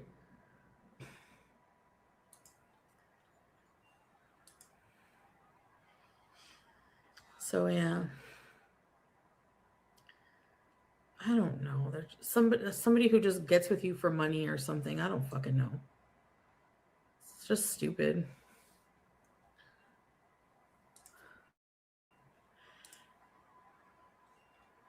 You know what? I'm just going to fucking say it.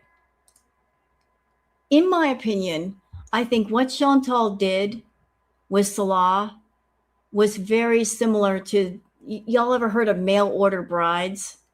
Kind of like that. And she did the mail order bride thing with Salah. You know, you get men that want to get married or be in a relationship. They pick somebody far, far away. They pay a bunch of money to get into a relationship with them. She did the mail order bride thing with Salah. Like, I am going to pick the man who's going to be my husband. Who wants citizenship? Remember that? Who wants citizenship? I've got this one certain aesthetic. She wasn't looking for a partner. She wasn't looking for a soulmate. She was looking for a aesthetically correct trophy. And she found one. Like, this man fits my aesthetic of a guy that I'm attracted to. And even though he's not attracted to me, if I pay him the right amount of money, he'll walk beside me. She wasn't looking for a partner. She was looking for a walking doll that she could dress up. She could tell him what to say. He would accompany her places. And he would stick around because she's paying enough money. He wanted a foreign wife. It went both ways. He wanted a foreign wife that could give him the good life, and she basically wanted a mail order husband. I mean, they both have a part to play in this. It isn't just one or the other. They're both idiots. They're both stupid. So they got what they got. And there's lessons to be learned here, although I don't think either one of them have learned. He gave up because she was too demanding and played too many games, and she wasn't paying her debt so he can come to, right. It took him long enough, but he figured it out. She had to know at some point he was going to figure it out. He's a scammer. Oh, he's a long scammer, not a short-term scammer. His goal is to come to Canada.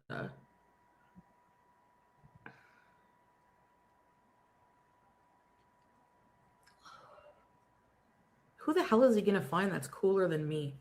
Everybody. And you know what? If Salah had sat down for 5 minutes and thought about it, he would have figured out early he was never getting to Canada. Never.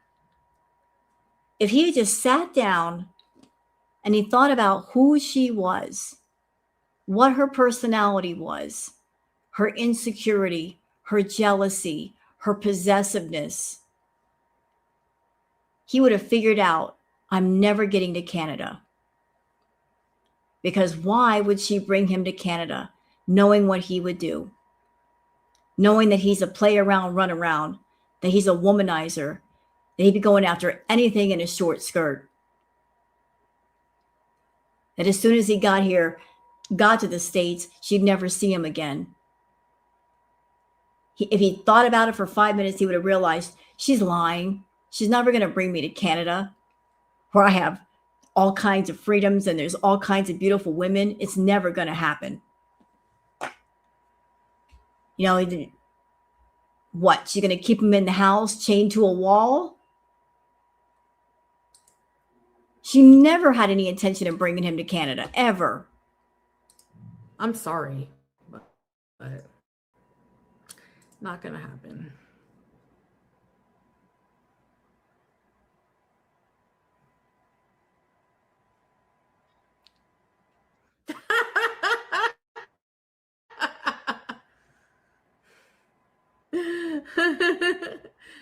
Yeah, it doesn't matter, Prince, honestly. What should I eat? Speaking of fat, that's what I say to my boyfriend. He wants to come here to have all dressed chips. They pick on Salah because they're running out of things to talk about. You, exactly. I don't know. Oh, Lord. Hold on. Wait a minute. Shut up, Chantal. Shut up. He told Shabib that he felt obligated to do her once for the 9K, but he couldn't do it on the regular, and she thought she could make it. Is that the going price for a romance scammer? That if you want some baby carrot action, you got to pay 9K. Damn. Chantal, you messed up. I mean, that Oliver doll was $2,000. And you could have rode that all day long until the sun went down. But you paid 9K and it didn't even happen? Damn, you messed up. You messed up bad. Should have bought the doll. And then if it broke, you could have bought another one for another 2 or 3K. Try it again. Damn, what a fail.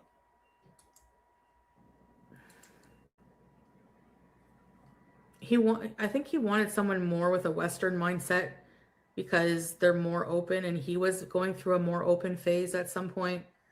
And even just living on his own, like moving away from home before marriage, was a big thing for him.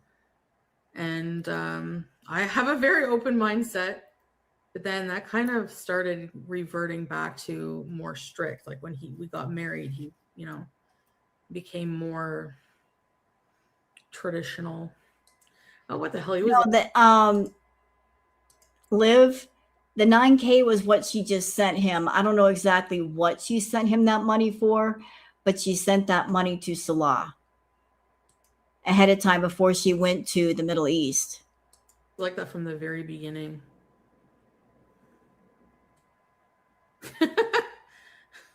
Actually, always jealous. Grilled cheese? Okay, wait. Grilled cheese or chicken legs? Booger. I don't want to cook right now, honestly. Let me see what I have for snacks. Wait, I gotta pee. Ugh. If I have to cook, I'm gonna cry. Why is there a chicken? Stretch your legs, grab a snack. We'll be rolling right back. Top of your drinks and a chat. We see you there. Oh, this is so bad. Hold on a second.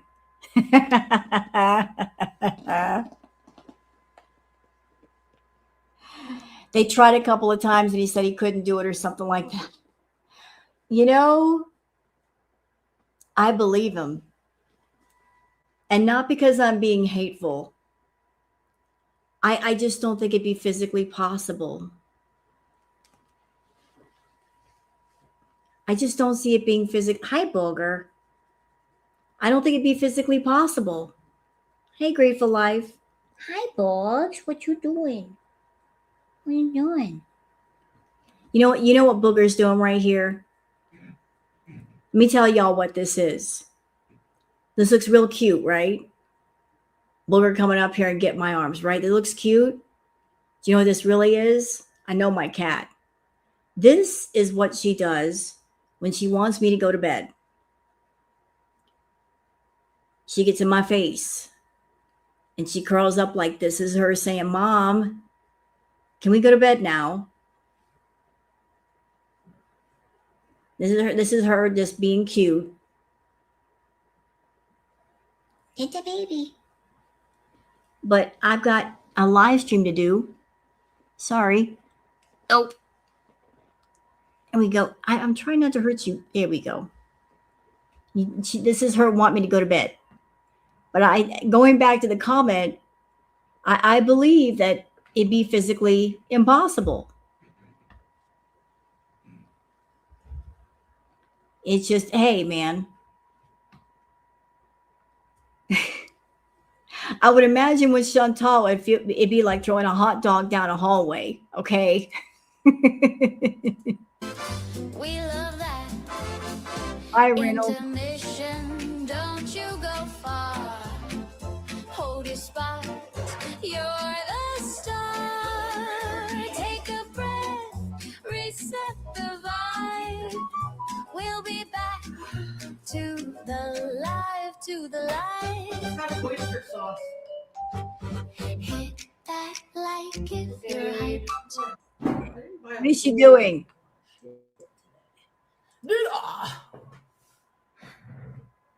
I don't feel like eating. I'm not really starving, actually. La la la dee da da da da. I have dill pickle hummus, red pepper hummus, grilled peas.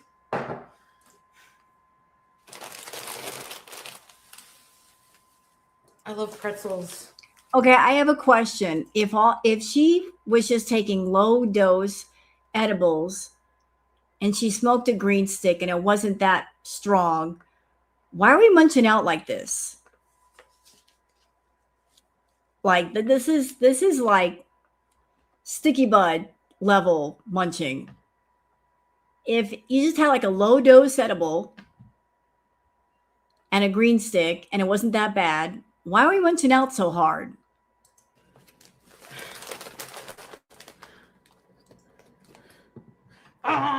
Yeah. Wanna be my lover? Wanna be my lover? Yeah. Hi, BG.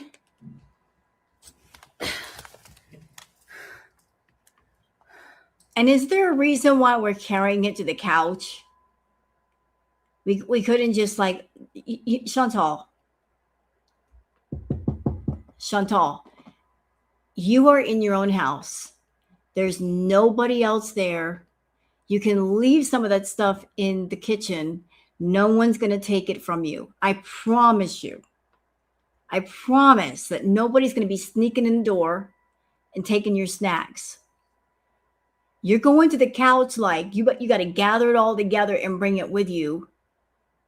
Or else the cavalry's going to be, they're going to be coming to the door and taking all your food.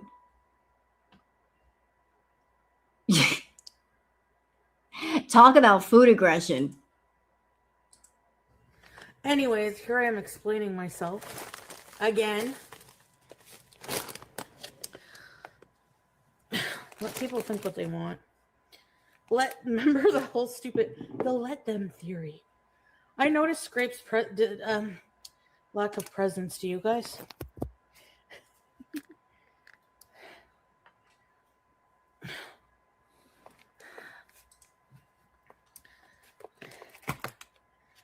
I go live too much. I can't expect people to be around all the time. Go live hours a day.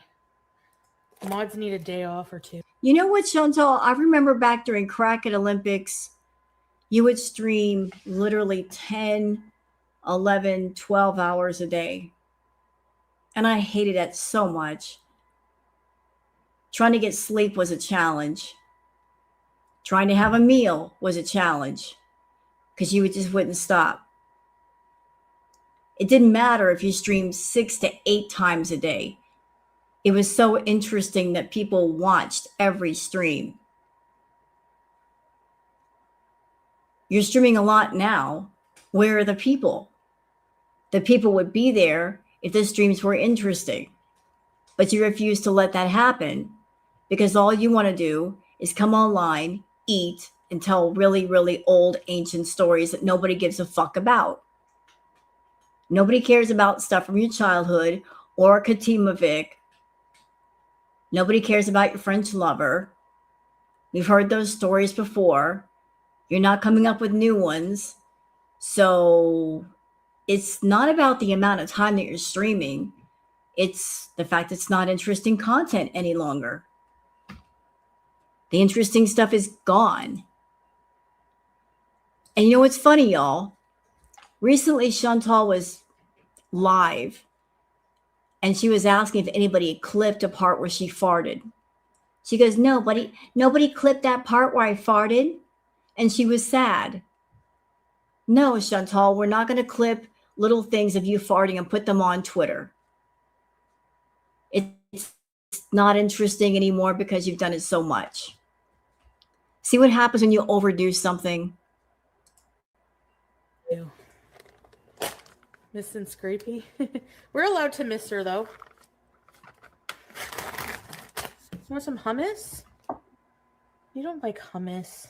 So I have red pepper hummus and dill hummus here. Maud needs a waholi. So do I. Whatever.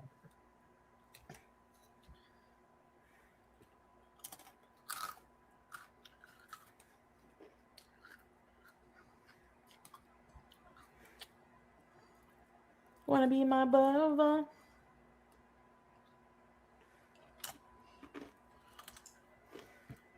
And another thing, Foodie, and this should concern you. Do you know how I can tell when your live streams are boring? There's one way that I can tell. By the Twitter peeps. When things are really interesting, I have a hard time keeping up with Twitter. Like saving all the tweets. There's so many coming in of so much different stuff. It's like save. I'm just like playing almost like a whack-a-mole with the tweets. When your streams are really boring like this, there's hardly anything on Twitter. I mean, that just tells me if you're interesting or not. And lately, there's hardly anything on Twitter about you. I mean, if you want people talking about you, you got to make interesting streams again. This is bullshit. This is all bullshit. This is all bullshit. All of it. Yeah. I help with my nausea a lot. It's gone.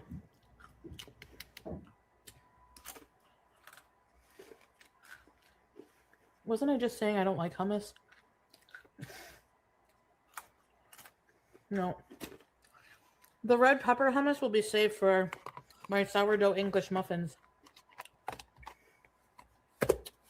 Lay's potato chips? French onion dip, yes. Okay, I don't know if y'all watch this stream, but you guys know how I feel about her eating noises.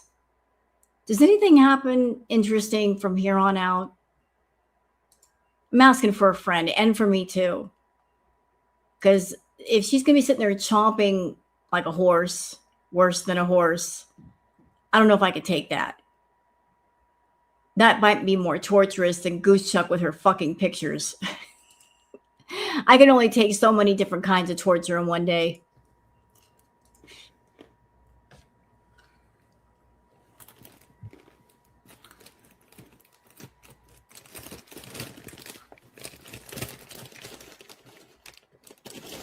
Mm-hmm.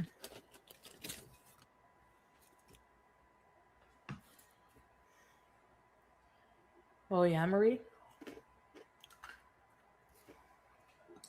Let me move ahead. Yeah, then it makes you want to eat everything. His head in a dryer. I don't remember it.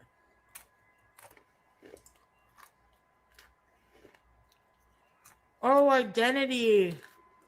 Okay, you know what? That's it. I'm done.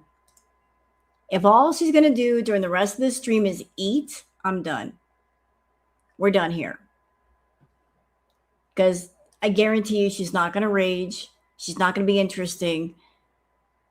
Clock it. When she's eating, she's not going to get mad. Earlier, she said she was going to throw the chips away. She is down her throat. That's how she's throwing the chips away. But we're done here. It's after 1 a.m. Queen Booger is wanting me to get in bed anyway. So I might as well. So y'all have been amazing. Thank you guys for coming in and being here with me. Don't forget to like and subscribe. Hope you enjoyed it. And I'm out. Y'all be well. Bye.